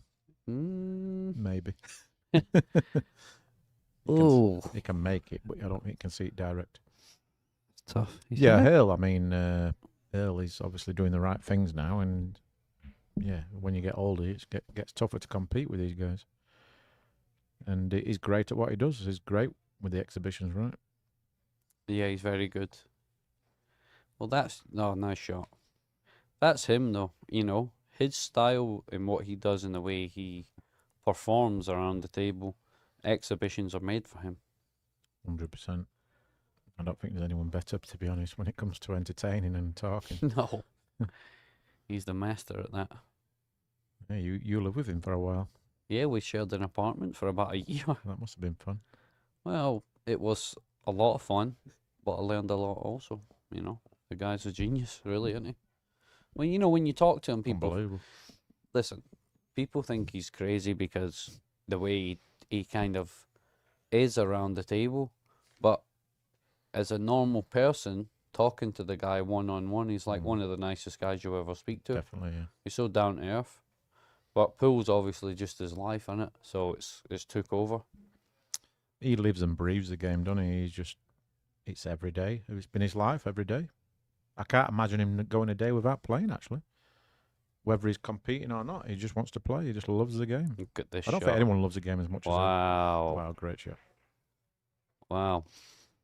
That was effortless. Yep, and this is the type of shots what you will see from Chang Yu Lung. Is definitely one of the shot makers in the game.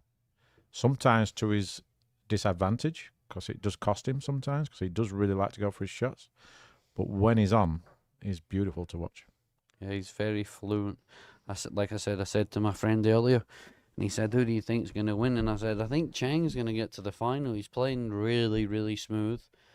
He doesn't hesitate to go for his shots, and when he's on, he's scary, really scary." Oh, yeah. Yeah, probably one of the most underrated players on the tour, to be honest.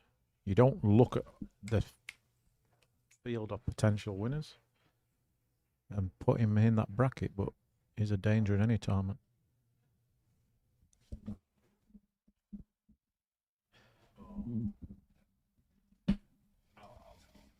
And we're tied at 2-2.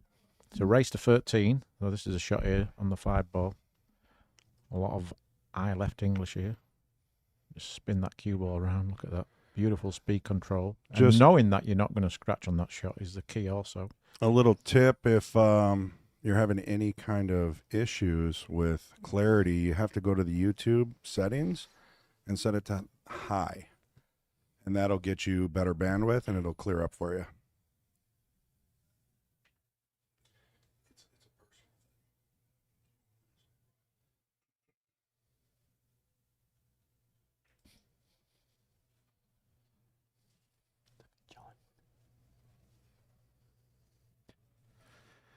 Got our table mechanic there, John. sort of in the middle of that picture there, just touched to the right, sat at the front with his moustache. I think he was sleeping, wasn't he? Taking a nap. I think he was taking a little nap. He's taking a break nap. Ooh, got the 9 Is he ball. going to get a shot? Oh, here we go. Wow. If he starts getting a couple of breaks like this and gets to 5-5-2, this could be very, very good pool to watch. Yep, and I corrected there. The score's actually 3-2 to Chang Yu-Lung. Oh yeah, I believe. Is it 3-2? 3-2 or 2-2? Who would you say 5 to 10 players of winning the US Open? 5 to 10 players? Yes, that could win 5 the to US 10 Open players. coming up. I think on current form of what I've seen, I mean, now you've got to put Moritz in the mix. I mean, how can you not put him in the mix with the current form right now? Yeah. I mean, his confidence has got to be sky high, win or lose this final. And then, so definitely him. Obviously, Joshua Filler coming back off the China Open. Ruaz defending his title. Fedor Gorst. So that'd be the first 4. And then probably Shane. Yeah. That'd be the 5. And then you've got the Skylar. outsiders like yourself, Skylar. Ko Pin-Yi, Skylar, Chung. Mm-hmm. I guess there's probably 20 Yeah, I 20 think players, there's I'd 20, say, yeah. at least capable of winning more, because you've got Carlo. Yeah. And Chang Yu-Lung. I mean, probably more. There's Check. probably 5 favourites, but Chang. after that, there's probably 25 players what could win the US Open. Chang Junling, Ko Yeah. Pin-Yi, Wu Cha-Ching, Is Wu Chia-Ching playing? Tang Jung. Dan, Dang. are they playing? Yeah. What about Chua? Chua's not playing, he pulled out. I see him playing in Chinese 8-ball tournament. Yeah, well, I think, you know what? I don't know what's going on, obviously, but there's a lot of money. Oh, yeah. That. Yeah, I know. So I'm guessing that. Yeah, Raga's right up Raga, there right yeah, now. And Raga's at home. Fedor Raga. as well. Fedor. So there's a good 6 where you'd like the front, Yeah, but Levan's been playing a little. Levan, Mika's been playing a little bit better Mika's too. been playing better, yeah. Dawson played a little bit better too. He's been getting a little bit of a run in the last couple before this one. He didn't do well here, but before this he played well. He played well in Yeah, I mean, the old timers can Germany. definitely have good runs. Maybe even, yeah. Never discount anyone, do you, really? No, I mean, once you you've been there and done it, Niels Fine's had a good year, right? Yeah, and he struggled this event. He Yeah, but struggled yesterday. I Neil's think. one of those where I feel like he needs to get over his jet lag and all this stuff. He's very set on his preparation, so it won't worry him that he didn't have a good tournament here. Again, he's going to be focused on the US Open, getting himself right. Lechner, Max Lechner, Mario He, always Mario thereabouts. He's another big one. There's so many players. There's probably 30, even more Kachi, players. but he's not Kachi's not playing. playing, obviously. But there's probably 30, 40 players capable of winning the US Open. I said there's more good players now than what there's ever been. But yeah, your favourites are the guys what's mentioned on the chat, really. You know yourself. Yap's another one. You can say that these guys can do well, but the US Open, Yeah. for some reason, I don't know why. You look at any other tournament, except from obviously like your Mosconi and your World 9 Ball, the US Open is one of those events where you see so many people dog it, you know, because it's such a big event. There's so much pressure on it. You know, when you go there, you can feel the tension in the room. Yeah, 100%. And The World Championship and the US Open are the big two, obviously. And it's different to any other tournament. No disrespect to the UK Open, European Open, Spanish Open. They're great events to win in the majors, but they're not US Open or World 9-Ball Championship. No, the US It's Open. just different pressure. Even the old US Open was amazing, you know what I mean? The pressure was just different. Right? You won it right at Yeah. Virginia. I mean, it's just an amazing tournament. There's something about the US Open. You know what's funny though, when I think about it, when I've gone there, I've won the US Open there, and then obviously the year after it didn't happen because Matchroom took it over. But then the following that year, in 2019, I won the International Open, Yeah. which would have been, Yeah, it still feels a Right. little bit like the US it Open. would have been the US Open, and Yeah. then I won it again in 2021. Yeah, you could have been 2 or 3 times US Open champion. You know, that's how, in that in your mind sometimes when you look at it Yeah, back, yeah. it's the exact same field that's over there. Yep. So when I Yeah. look back at It's it, a special event. The International Open is right up there with my favourite tournaments, without a doubt. Definitely one of my favourite tournaments of the year. Yeah, this And guy's breaking. Pat Uh-oh, Fleming. look Look at this here. that. Pat Fleming puts on great tournaments, right? What a sick roll that is. Yeah, that's just the pool gods right there. Unfortunately, it's all happened to us. Yeah, it's a cruel game, is pool sometimes, and it's just what Moritz needed, because this match can get away from you very quickly. And once you get a 3 or 4 game lead, it's not easy to come back, even with win a break.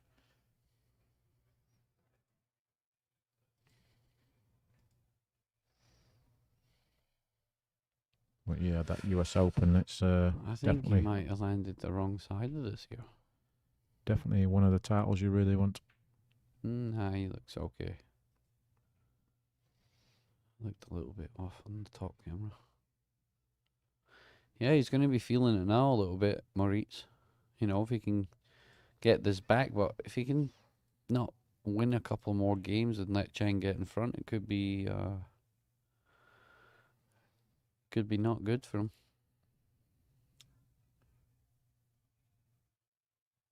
Yeah, he was just conscious there. It's not come too far and be I would have jerked over. drawn that ball out of there. Yeah. But because the 6 is quite open, with the 9 not being on its spot, it makes life a little bit easier. And he hit that really well. Yeah. He couldn't really hit that any better, Jason. To be honest with you, I wouldn't have played it as far as that. If I was playing, I would have just kind of left myself a little bit longer. Yeah, I'll have definitely been more cautious there. But yeah, this kid's got a really good stroke. I really like his stroke. His tempo and rhythm around the table is really good also.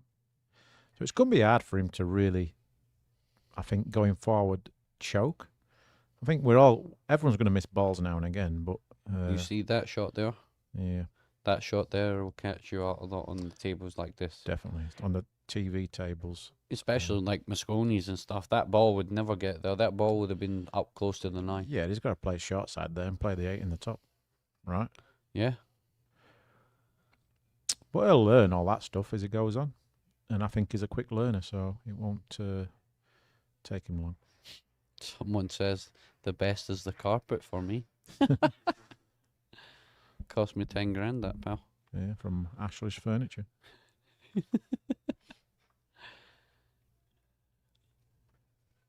It's a new carpet. Had it a couple of years when I first opened. Life's good. How far do you live from this pool room? Jason, is it true you had a break of 145 with a snooker cue using a pool cue? Yes. Actually, not 145. It was 140. 140. I've had a 134 with my 9-ball cue too. Actually, it feels better playing with your 9-ball cue at snooker, because when you're in the balls, you can Definitely. maneuver the cue ball around easier. Definitely. The little in the balls, it's much better with a pool cue, I think. yeah, long shots. It's kind of Nightmare, yeah. especially with spin. Yeah. What were we saying about the pool room? How far do you live from this pool room? 5-minute drive. Do you? Yeah. Never been invited. Yeah. It's the first time you've been here. Yeah, end up in an Airbnb. Knowing at you this longer than break. anyone. Look at this break. I didn't know you were coming alone. I thought- Your parents and your in-laws have been very kind to me since I've been here. Yeah, they're kind to everybody. But yourself and Hara have let me down a little bit. Yeah, your parents and in-law have been looking after me. Yeah, because it all during the time that you were not feeling good and you had a heart attack. I had told them about it, and I was worried about you. Oh, was you? So then I told them, and they were like, "Oh, they were like, oh, I hope he's okay." I said, "He'll be all right. He'll be back." Yeah, your mother-in-law is really funny. Yeah, she's funny. She just wants to cook every 2 minutes for you. Yeah, I can see that she's like You hungry? typical. You mother. hungry? You hungry? That's why I got fat. Yeah, you've got a good life here. So I think we might have a close match here. This Yeah. could go to the wire, which would be great for the people in the pool room. I mean, I tell you what, this is a great crowd. They're loving their pool. A lot of locals. I guess because they don't see too many top players coming through this area. Yep. So they've really took advantage and they've been spoilt this week. And that's down to Jason. So well done, pal. Cheers, bud. Ara put in a lot of work too. as She's usual. grafting like crazy. Yeah. She's like literally did so much, like all the signs, the banners, the all the artwork, all the stuff for the pool room, all that stuff you see in the back, all the banners, like all that stuff's done by her. So Yeah, she does the same at the expo for the Jason Shaw booth. You can just tell that she don't leave anything uncovered, yeah, and she's very on it. But she's Asian; they're hard-working people, right? Unbelievable. They're very hard-working people. They live to work. And Chang Yu Lung is working very hard here. You're tied up 4-4. yeah, I've got a good. So you can see those people in the back, but there's the room's full. You can just see that there, but the room is full. You can. I love this little setup on this side of the room with the 4 tables. It's just perfect for the final day. Where, unfortunately for me, I only got to play once on this side. I've just been thrown to the other side with the rest of them, as usual. It's okay. So, yeah, this kid's definitely got one of the best breaks in the game. I love how he just arcs the cue ball back into the stack. Cursed him again. Yeah. He did get kicked, though. He hit it a little bit too thin. So But he's got a shot, Jason. This is one for you, this one. This is you're one of the best I've ever seen at this shot. Off the rail, long table, half ball cut into that top pocket, rolling it in. You got to be cueing straight for these. And nothing to do with the cue ball. This is all about making the ball. And it's really game ball. Do you like it? Yeah, I think he makes it. You're right. Didn't even touch the sides. Yeah, he's a straight shooter. He's come a long way recently. I think that's all the practicing with filler and. I think the big thing, obviously, we all know that he's going to get there eventually. I Or don't want to he's gonna get be straight on this ball. one of those players, but I think just getting to the final of the World Cup was a big confidence boost. Also, his coach is Ralph Eckert. Oh yeah. Ooh, he could get in the Moscow then. No, that's who coaches him. Yeah, I think it's a bit too early to say he would get a wild card, but he's definitely put himself in the mix to qualify automatic.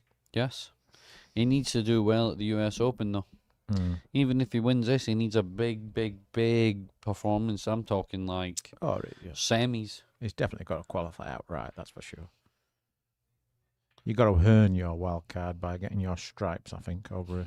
That's true. Yeah, you're right. You're right. You earn your wild cards by your history and all that stuff, and your pedigree, and you're proven in that particular event.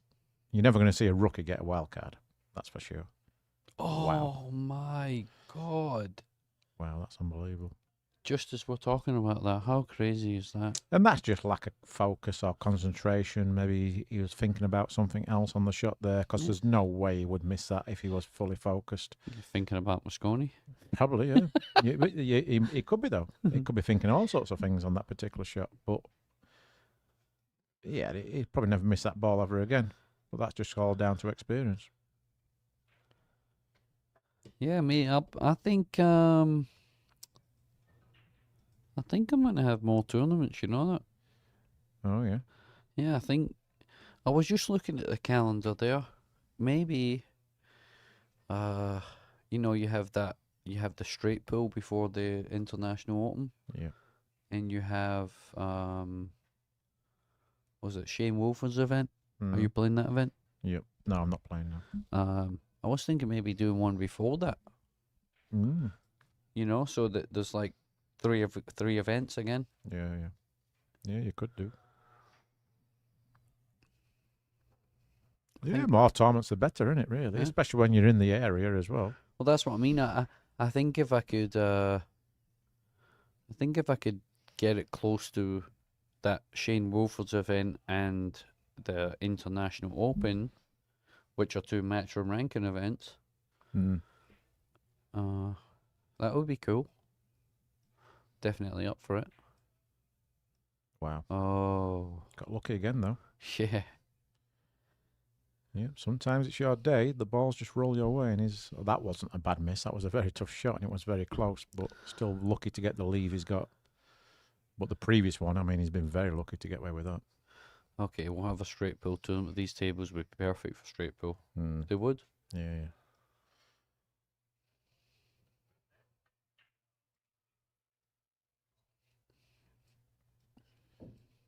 Oh, He went for it. Wow. he's got to get lucky. Surprised he went for that, Jason. Yeah, I thought he would have just chipped off it and come But back that's what down. he does. He Yeah. likes to go for his shots. Well, if he gets it, he's out, right? But I just think when the guy's missed under a little bit of pressure now is Moritz. I thought maybe just make him work for it. Yeah, put him to the back rail. Still not easy though, this shot, especially after what he's missed. It's not a gimme. That's perfect. Absolutely perfect. So it looks like he's escaped. So that miss will be forgotten about. And he'll probably laugh about it a little bit to himself, thinking, right, stop being silly. That'll sharpen him up, you know what I mean? It'll sharpen him up, make him bear down that little bit more. And yes, that's a little bit of luck you need at this game.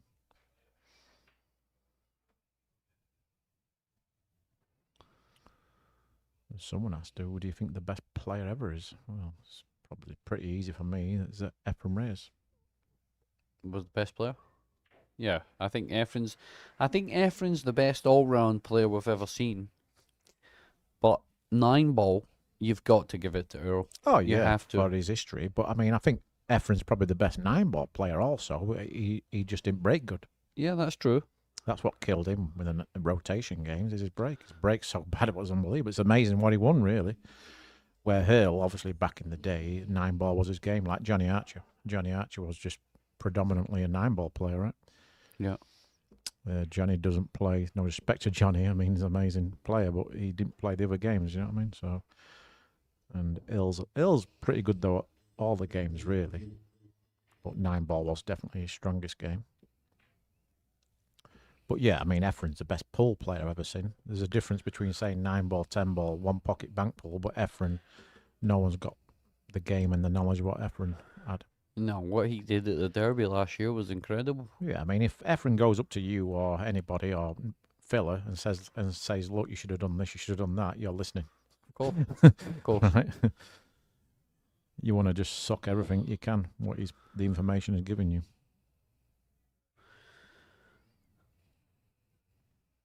I don't think straight pool's a very underrated game. It's just not a TV game, unfortunately. Why are all the great events stacked up during this time of the year? Because they're stacked up because they want the players to be in the same area at one point, you know, to have 2 or 3 events in the same spot and not having to spend a lot of money traveling around. And then also with these events going on straight after them or big events in Asia or Europe, whatever. But it's good for the players because you're getting a lot of play. That's what you want, right? Yep. You want to play in events. You want to. Wow. You want to keep playing. That's what keeps you sharp. When you play for 2 events and then don't play for a month, you're practicing non-stop, waiting for that action. So when you can go away on the road, like you're gone, what, 2 months? Yep. Darren's here for 2 months, so he's going to play in 3 or 4 tournaments and do whatever else he's doing. For him to come here just for one event, it's not really worth it, is it? Yeah, people got to think Look that at this, the he left it. expense. Look at He this left here. it. Wow, that's terrible. That's a very poor judgment. And maybe the last wreck has affected him a little bit. Just unnerved him.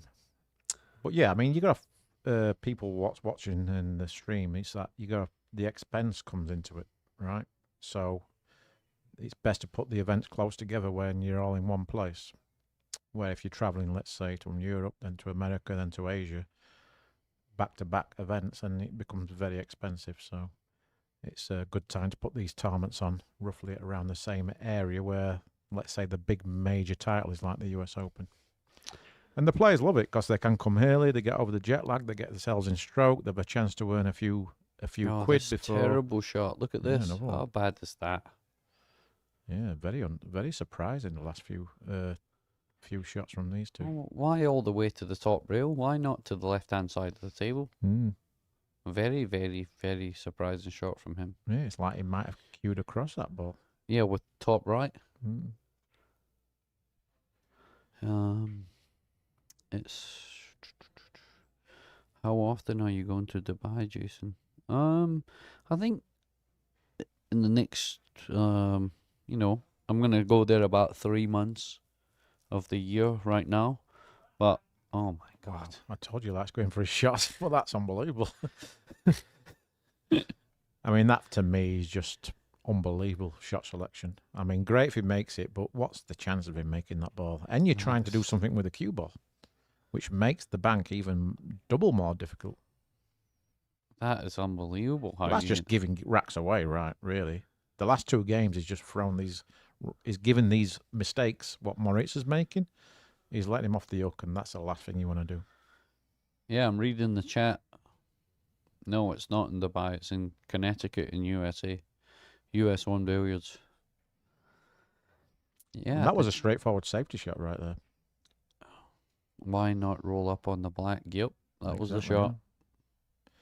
And probably asking himself that actually right now. They're thinking, well, that wasn't the most cleverest shot I've ever played, is it? It looks great if you make it, and he is a shot maker. That's his way of playing. It's his style of play. So he's in the final. So who are we to really judge his call? Really, he's got to do what he feels right at that time. Well, it's going to cost him because it's now 6-4.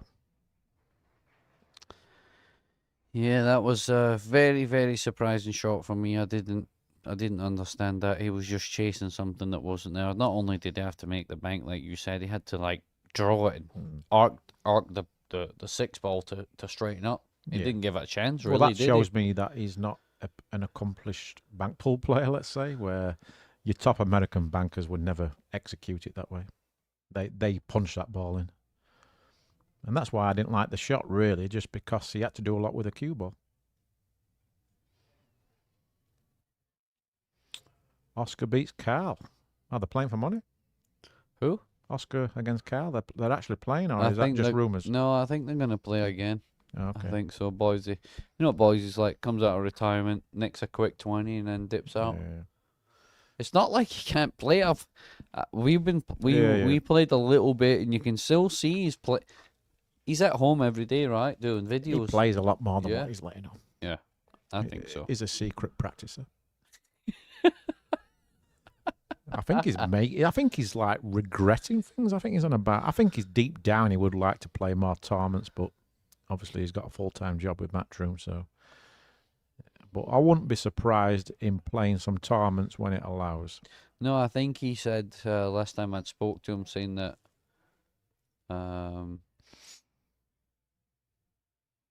Because I know he still plays some English 8-ball. Yeah, he's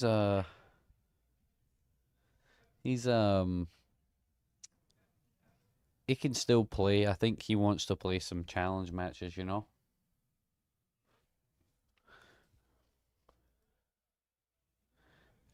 What does it say? David NYC, don't be mad. I know you're straight and married, but I have such a huge crush on you.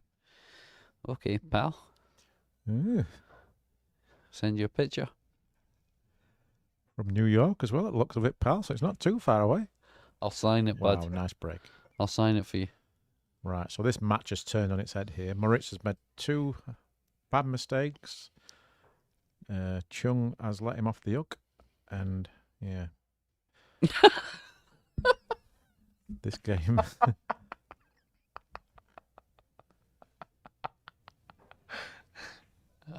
Stop.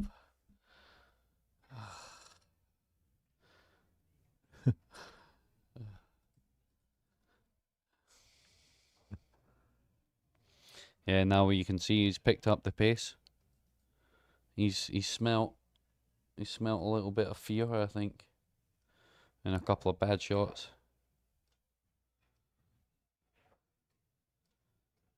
Hello, Jason. You is your favorite to win the U.S. Open, except you. I think Raga's got a chance. He's just so. He don't care. He's due, right? He's been to 2 major finals recently. Thank you, Jason. I'm in tears. That was funny though. I will send them a picture though. Aye. 50. Yeah, I think this is that 8-ball, or sorry, the 6-ball where he should have rolled up behind the 8. Yeah. I think that was a big, Yeah, big. he went big, for that cut on the 6-ball in the previous rack after he missed that easy 6-ball. I mean, that was amazing also.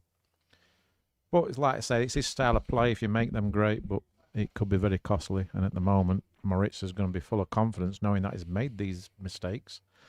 and he's leading 7-4. Jason beat me 9-1 at the Derby a few years ago. I still can't sit down. Well, you're not the only one to get beat 9-1 off him. Jason, please don't go to the dark side. Only dark side I'm going to is the proper dark side. Mhm. Gareth Potts, how do you think he would do? I think if Gareth played pool like he's got into Chinese 8-ball and other like English 8-ball again, I think if he really wanted to put the time in and dedicate it to it, but for me, he sees more value in going to China. You know, the prize money's bigger than that game, and obviously pool's got good money in it, but I think with him and his style of playing, the way he sets up, he's got really a tight style. I think 9-ball is not really suited for that, is it? You need to be loose.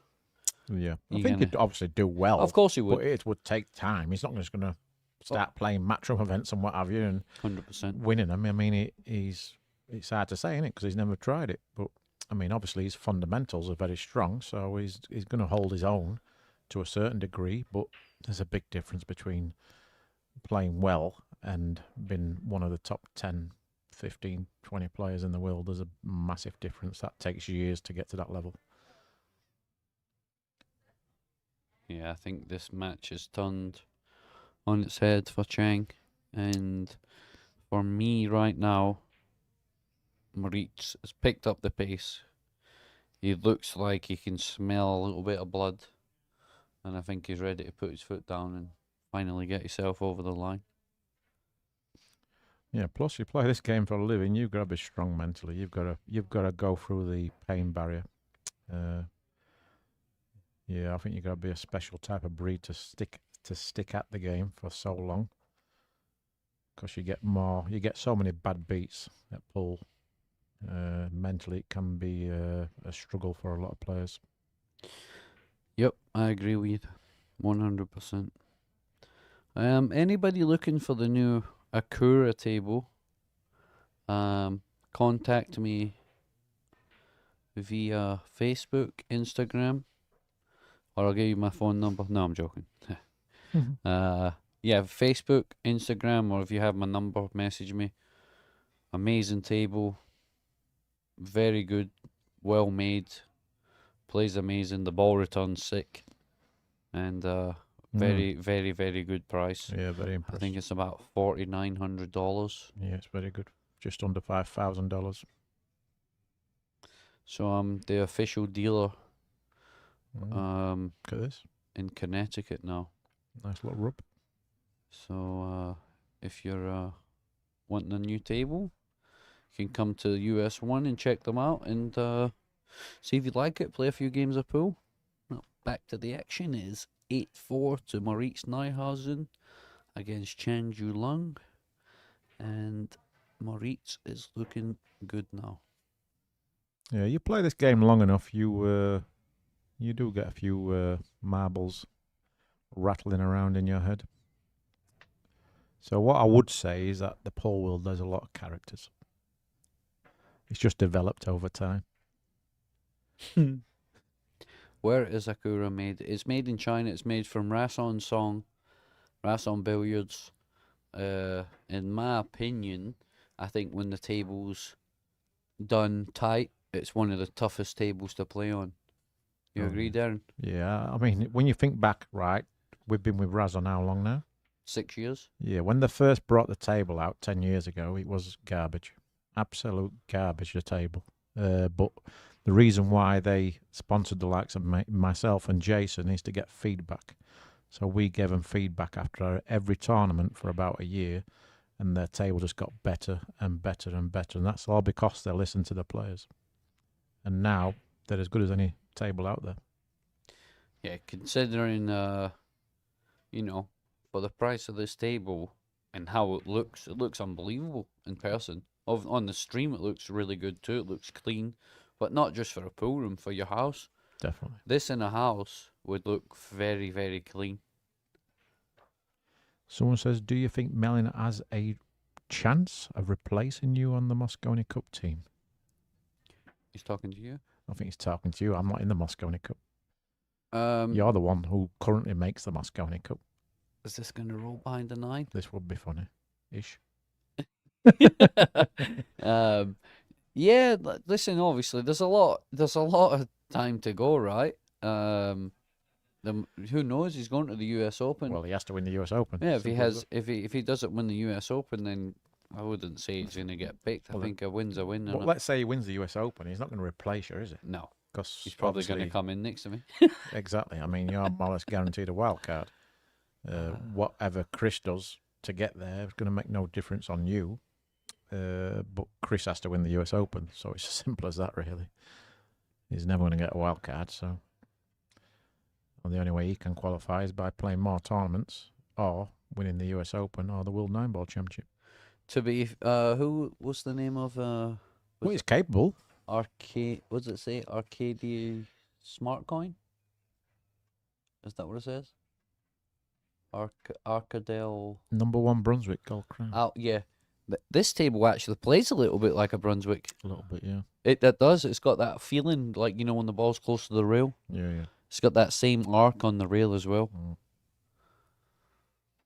And Copigny actually said to me, I asked him, I said, "You play on this table?" He said, "Yeah." I said, "What does it play like the other one?" He said, "A little bit like a Brunswick." Yeah, I could see that the likes of Billy Thorpe and the Taiwanese players really loved this table. Because I think these tables play a lot like the tables what the Taiwanese play on in Taiwan. Catchy, I'm not sure. I heard a little bit of something from recently about Catchy that when he had in to do his operation that they did it wrong. He has to go back in and have it redone. So I don't know how long he's going to be out. He might be out a little bit longer than he was supposed to It be. sounds like he's very lucky to be alive. Yeah. I asked him if he's coming to the US Open. He said no. I'm guessing I think he's done for the year, to be honest, which is very unfortunate because he was more or less guaranteed to make the Mosconi Cup. But it looks like his season's over, unfortunately. But the good thing for him is that he's very young. He was having a great year before this happened. Let's just hope that he gets healthy enough to get back playing. Because that's a serious injury when you've got tendon problems in your arms and your hands, you know what I mean? It's for a pool player, there can't be anything worse, really. Elliot Saunders playing in the US Open. Yes, Elliot Saunders is playing in the US Open, but not that Saunders. It's called Sanderson. That's what we will call him from now on. Elliot Saunders. Elliot Saunders, yeah, that's his new name. Thanks for that. We appreciate it. Jordan. Oh, so 9-4 here. Maurice just checking to see if 9 was on the spot there. Brutal team. It's hard to believe this is 9-4, but yeah, he had a lead very similar to this last week. He's getting so lucky here on these breaks. So He's hitting them really bad. Let's see if he can close this one out. Someone said his third final in a row. Can someone tell me which was the other one? So he won the Rex. He got lost at the Rex tournament. So which was the tournament before that? The World Cup pool. That was months ago. I know. No, but someone says it's the third final in a row. No, yeah. It's not the third final in a row, is it? He's played a few tournaments since the World Cup pool. Yeah. The European Open was after the World And Cup also pool. He lost a money match to Lucas a Did few he? nights ago. He lost 2,500. Lucas beat him. Oh, okay. Interesting. Lucas, he could be a potential Mosconi Cup player in the future. I said about a year and a half ago, I said Lucas in a few years will have a chance to qualify for the Mosconi Cup. Right. Because obviously I played with them every day. Okay. Someone's asking about sight right. Has it improved your game, Jason? Yeah, still out. Oh, yeah. Nah, I'm joking. It's good. Is it? Yeah, it's good. I enjoyed it. I didn't really do it to try and bring myself back into being out of shape or I was standing wrong. I wanted to go see what it was all about. I was going to the UK anyway, and I know Stephen, so I wanted to just go check it out. And also, I played a lot of snooker there, and that week I got to the final of the Premier League after I came there. So obviously did a little something. Right. Is he gonna get lucky again here?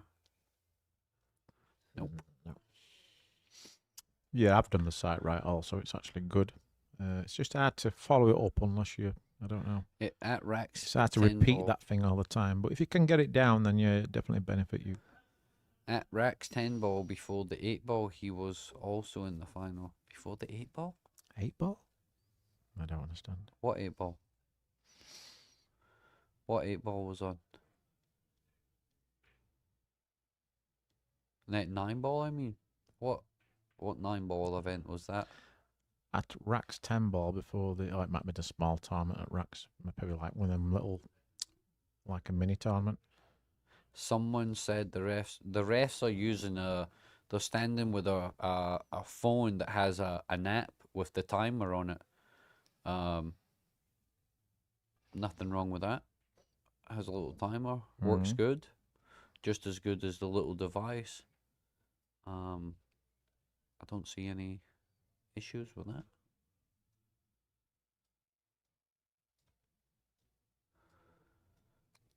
So the players are on a stopwatch here. Yeah. I don't even know what. Last 16. Oh, it's been a while since I got the last 16. Yeah, them days are over. This is the first time I made last 16 in a matchroom event all year. Is it? Well, it's a big one. I've lost last 32 like 4 times. Yeah, but you won a major last year. You haven't been credited for it.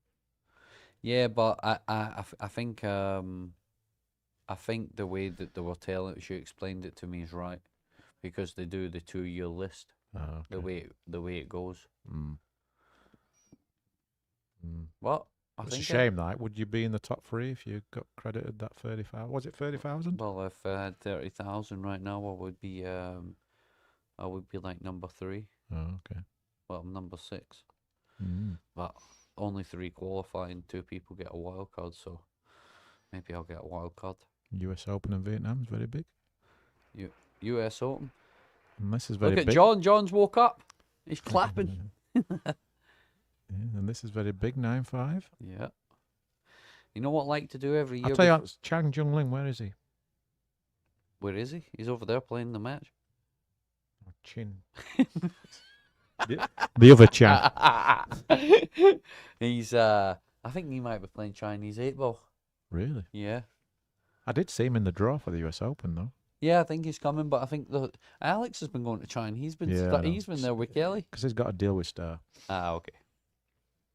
What's your plan with Chinese 8 ball? Because obviously there's a lot of money in Chinese 8 ball right now. Yeah, but the thing is, the problem with Chinese 8 ball, Darren, is that all the top 9 ball events, all the ones that we play on a regular basis, are all around the same date. So I wouldn't go and play in anything like that if 9 ball events were same time.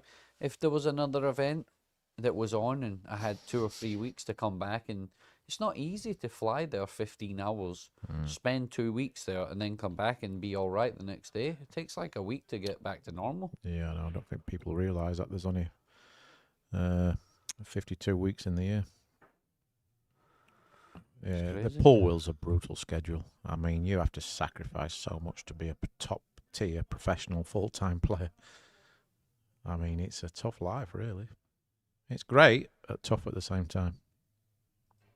Because you're sacrificing your family, aren't you? Really, your normal life. It isn't a normal life being a professional sportsman, but especially pool because it's so global. Sure, Chinese 8 ball prize is big and they pay real deep. Yeah, listen, I've played. I finished 3rd in the World 8 Ball Championships one year. I think you won it the year before. Yep. No, yeah, you won it year before. Maybe 2 years before. 2 years before then. Because the next year I finished 3rd, and then the next year you finished 3rd. And then Mick got to the final, and then Chris got to the final. Yeah. So, obviously... Yeah, I mean, if we played it full time, it would be game over. Yeah. Do you know what's weird, though, when you go there... And they know that. Well, when you go... Oh, look at this. Flick. They know. The Chinese know that if myself, Jason, Mick, Gareth, and Chris played full time, we're the main 5 guys, really. From what can challenge those guys. But obviously, American pools are bread and butter. It's hard to do both, isn't it? Well, it's not hard to do both. It's finding time to do both. Mm-hmm.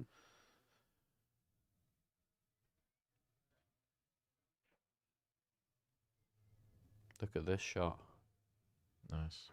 He's gonna go for the bank here. Oh, I'd definitely go for the bank. This is a lot easier %. than the other one he missed. If he plays safe here, I'll be really surprised because And he's probably there's a case to play safe because he can put the cue ball behind the 7. he's going for the bank. But he's definitely going. He's for this. going for the bank.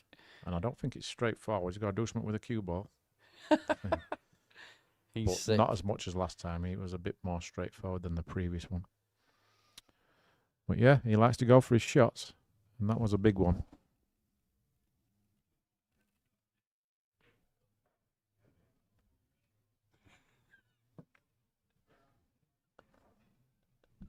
Yeah, we've got some brutal people in the chat today.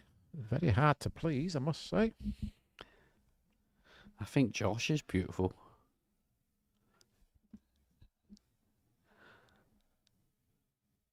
I think both of them are a beautiful couple.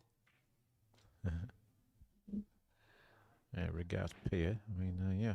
I mean, I think she's good on the eye. I guess Josh is very happy. That's all that matters, isn't it? Nice shot there from Chang. Yeah, claw Everyone's back. beautiful, aren't they? Really. I mean, it's Jason's beautiful. Yeah, and especially when I've got these. Those listeners. Yeah. Great shot here. Do you think he played that? Yeah, I think he tried to hit the other side of it, really. Right. Like in the middle. Who's the referee here? Tell us a bit more about the referee. So You know them all? Kevin Kiley is a local player here, and he is a welder. That's his job. He's a welder, but he plays league here. He's been coming for a long time. He plays decent, and he's very good at doing racking, being a ref. He knows all that stuff. He knows the full etiquette, and a lot of people have been telling me that he's been the best racker out of everybody. So Yeah. I Guess wanted that's him why to he's do- refereeing the final. Yep, I wanted him to do the final because he's been very professional, very good. Every rack's been consistent for both players, which is a big plus. Yep. Yeah, he actually racked quite a lot of my matches, and I noticed he was doing a good job and seems like a really nice guy. And now he gave a dry break. Try break, but luckily for him, there's no shot. So this 9, was it 10-4 again? Yeah, The same as last week? 9-4 it was. So it's 9-4, so right. Let's see what happens. Is Emily single? Does she date pool players? I guess you need to ask her, I guess. Some people on here. Strange questions in this chat today. Who's the ref in the pro pool everyone dislikes? I'd say John Lehman. The wing ball? Nah, I'm joking. I'm just joking. think John he's Lehman's joking. probably one of the nicest guys you've ever met in pool. I can't think of anybody. And yeah, who- me either. It's not all the refs are sound. Yeah, they're all sound. They do their job and they're all very personable. Yeah, I think all the refs, anywhere we've really went and played tournaments, I don't think we've ever had problems when the refs. Yeah, you might have the odd issue with the rack and whatever like that, but that's just part of the whole reffing thing. Here's a normal question for you. What's your favourite tournament win, Jason? From Lefty 941. Favorite tournament win? It's got to be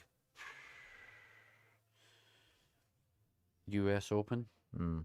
because for about 3 or 4 years before that, I'd finished 5th, 4th, 3rd. Oh, yeah, I remember. Fifth. I was right there, and I lost like 11-10 every time. Yeah. That's a tough one. Oh wow, what Wow. a shot! Needed that. It was needed as well. Still a lot of work to do, though. Yeah, I remember that.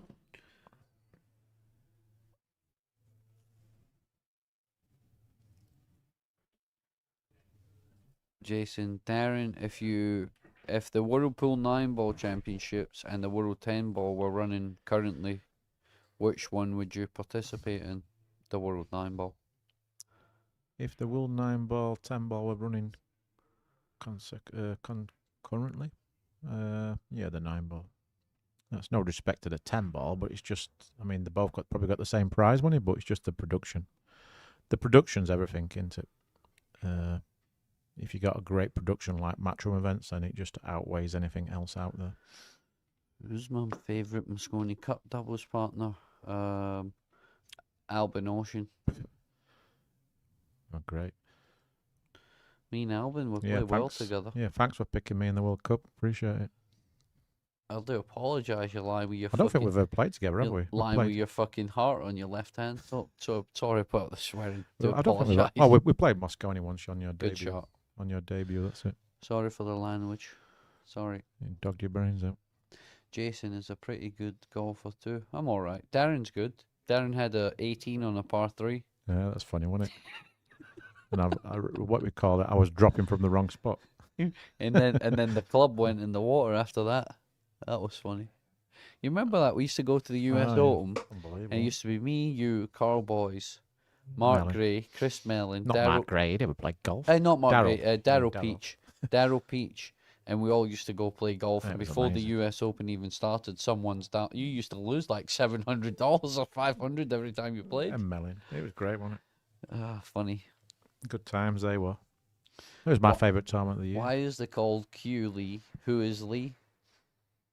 The guy's name's Q. Lee. CueLee, that's your cues, right? No, not Matthews. That's I'm probably not the name of the guy. I think it's just James Aranis is Bruce Lee sponsored. cues. Well, look at this jump shot from Yeah, Neuhaus it's just into a big rack as well. very good shot on the 4-ball too, jacked up over the 7. It's just amazing how good they are with the jump cues.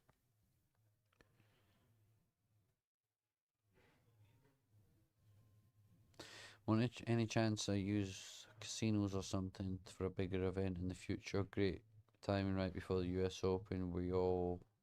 These killers on the East Coast already. I was actually thinking about that. You know, I went for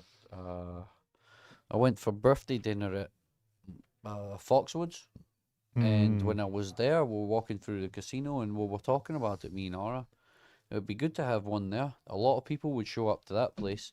It's not very busy at certain times, so I reckon you could get good rates on rooms. Yeah. And what's stopping from going there and asking them, Yeah, and then getting tables, bringing the tables in? You know what I mean? Yeah, I think what I would like to do in the future is run like an expo event. Yeah, that's I think that's the way to go Yep. for me and you. yep. We should do that together. Run an expo event in America. Rent a room out. Maybe Atlantic City could work. Yeah, that would be good. You should have been in the ref for the final. Do you know what? I've always said. I even said to Emily a few times that I would. Jason should have been the ref in the final. Yeah, I would ref a couple of matches. Actually, in the middle of the tournament on the first day, there was only 3 refs on one side, and I was watching. There was a couple of racks were there, and so I went out and racked the balls. Yeah, I think you'd be a good referee. I am good at leaving. Yeah, at least you got something there when you stop playing, haven't you? I'm sure that Shit. Emily would give you a job. Brendan will take care of you. Look at this You shot. and Look at this. who's the girl? What's the girl's name again? The female referee at the matchroom. Oh, Desi. Desi, that's it. See? Desi will show you the ropes. Nah, pal. I'll be in Dubai. Oh, Dubai for you. The line on the beach. Yeah, I always thought you'd be a really good referee. Dubai, bye. Oh, Mohegan's Son, is that still there? Yeah. Yeah, I won the Challenge of Champions there. I Nice won venue, I liked it there. I won the Challenge Amazing of place. Champions in San Diego, the isn't it? Taj Mahal in Atlantic City. Oh, Trump. right. Oh, okay, Atlantic. Yeah, it was in Atlantic City, the Trump Hotel. Do you guys still have leagues on weekdays? Yes, Monday, Tuesday, Wednesday, Thursday, in-house league. In-house league on a Thursday is there's no customers from outside the league can get in the pool room. You can't even get in the parking lot. There's 15 tables where Yeah, you need a bigger parking lot. I need a bigger pool room. This is for 11-6, taking his time on this one. Nice shot there. Get yourself to 11, a couple of games away. Can he close it out? Have you booked up to go to Vietnam, Darren? No, I've pulled out that tournament because it's too close to America, and I'm in America, so I don't want to be travelling that far with my current condition. Okay. With all my medications and all that stuff, it's just hard work at the moment to be frequently flying around the world, so I have to be careful. My doctor said to me to be careful. Too much travel, So yeah, sadly not playing Vietnam, but hopefully next year. Just happy to be alive right now. Yep. Good to be here, pal. Should be 6 feet under, but I'm back. I'm back here talking to you lot. Well, it's good to have you here, pal. Aye. A lot of people wish I'd died, but I'm still here. It's all right. I do apologise.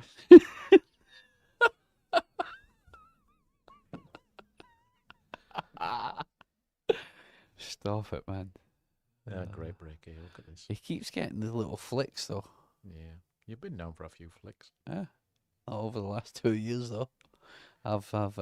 Why do you switch to carbon? I'm just trying out. I'm actually 'Cause using. we all get sucked in. Right now, I'm actually using a Perry carbon fiber brake cue shaft to play with. So I was practicing with the brake cue. Well, I wasn't practicing with brake cue. I hit a few shots with it with a phenolic tip on it. So I put a soft tip on it to brake with, so I could spin the cue ball more. Are you still with Perry? Yes. Have you left now? No, I'm with Perry. Oh, Got okay. the logo right here. Oh, I thought someone said you left Perry and you was with someone else. No. I do apologise. I actually got a new cue from Perry not too long ago. It's like $9,800 cue. Really nice. Nearly a great shot there, just an inch short. Any chance of amateur events at US One? Yes. Not a problem. Do you ever see yourself being stake horses as you get older? No. Steak horses. No.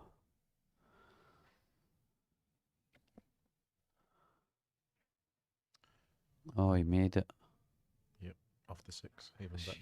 God, he's mental. It really is. Yeah, Steinway's completely closed, sadly. And those bleachers you see in the background came from Steinway Billiards. Thanks to Manny. Yeah, there's a lot of his customers. Yeah, they're all here. Yeah, it's in Manny for a long time. He's in Greece.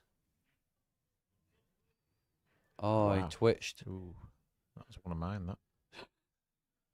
The old shoulder drop, that's no good. That's what happens though when you start getting older. Start throwing a few in. And I think that's going to be the killer in this match. What is CueLee's for those who of us Ooh, that are look at this. familiar? CueLee's is a cue company from China, a new cue company, and they wanted to be a sponsor of the event. So we brought them on board. Yeah, this is over now. This match is well over. Andy's a little bit funky here. Yeah, he just needs to calm down a little bit here. It looks like he's just started rushing a little bit.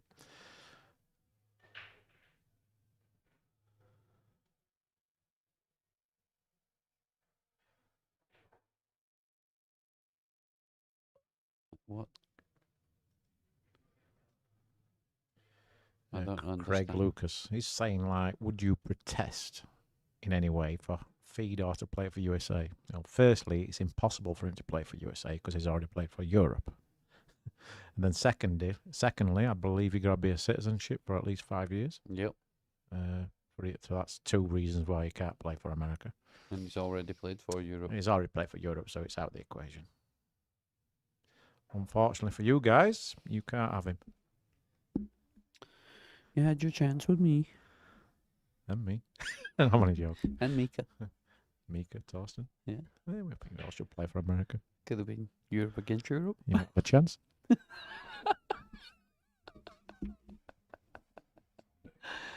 Oh, stop it, man. Fedor play for Asia, yeah. Man. Yeah, Fedor, he looks... Who, Johnny Ghost?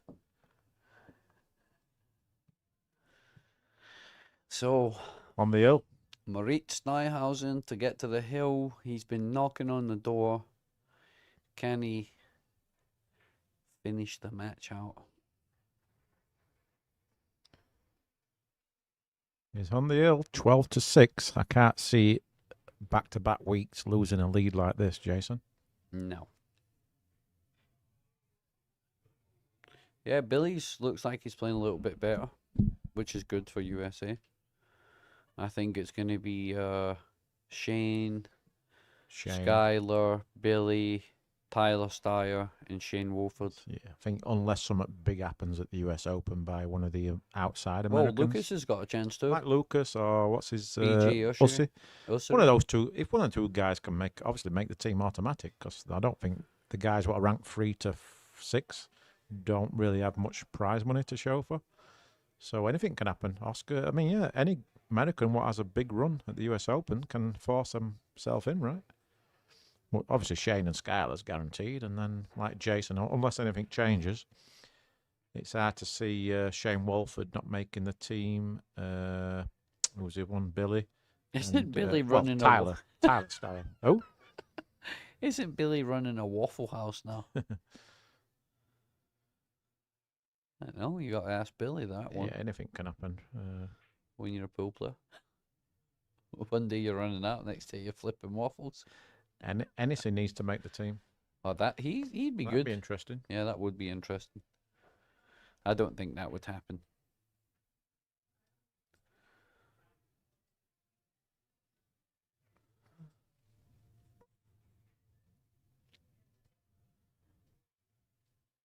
But the good thing is that there's a lot of good young players coming through in America, right?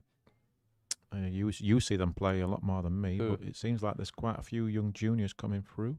I think Lucas, Like you say, that is it Joey Tate, Joey Tate, people like that.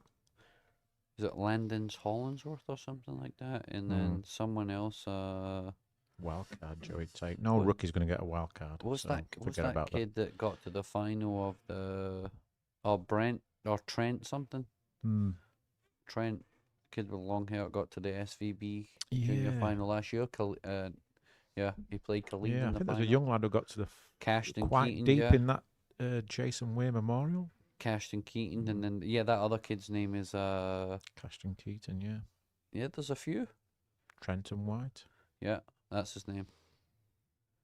Yeah, so that's good. There's good young players coming through, and it looks like they're doing the right things. That's the most important thing. And Moritz is doing the right things. He's about to take his first biggest major title, and this is a matchroom ranking event. So this is a massive win for him, and this really puts him on a different level regards his pool career going forward.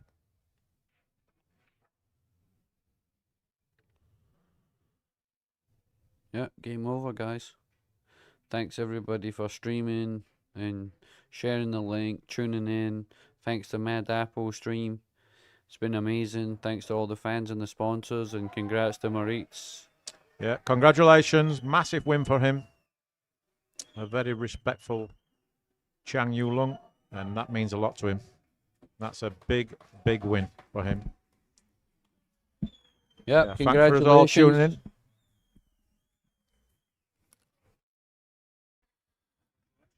Thanks, everybody. We're going to keep it kind of in the background for you so you can kind of see what's going on. Appreciate everybody hanging out. And we'll try to keep bringing more great action.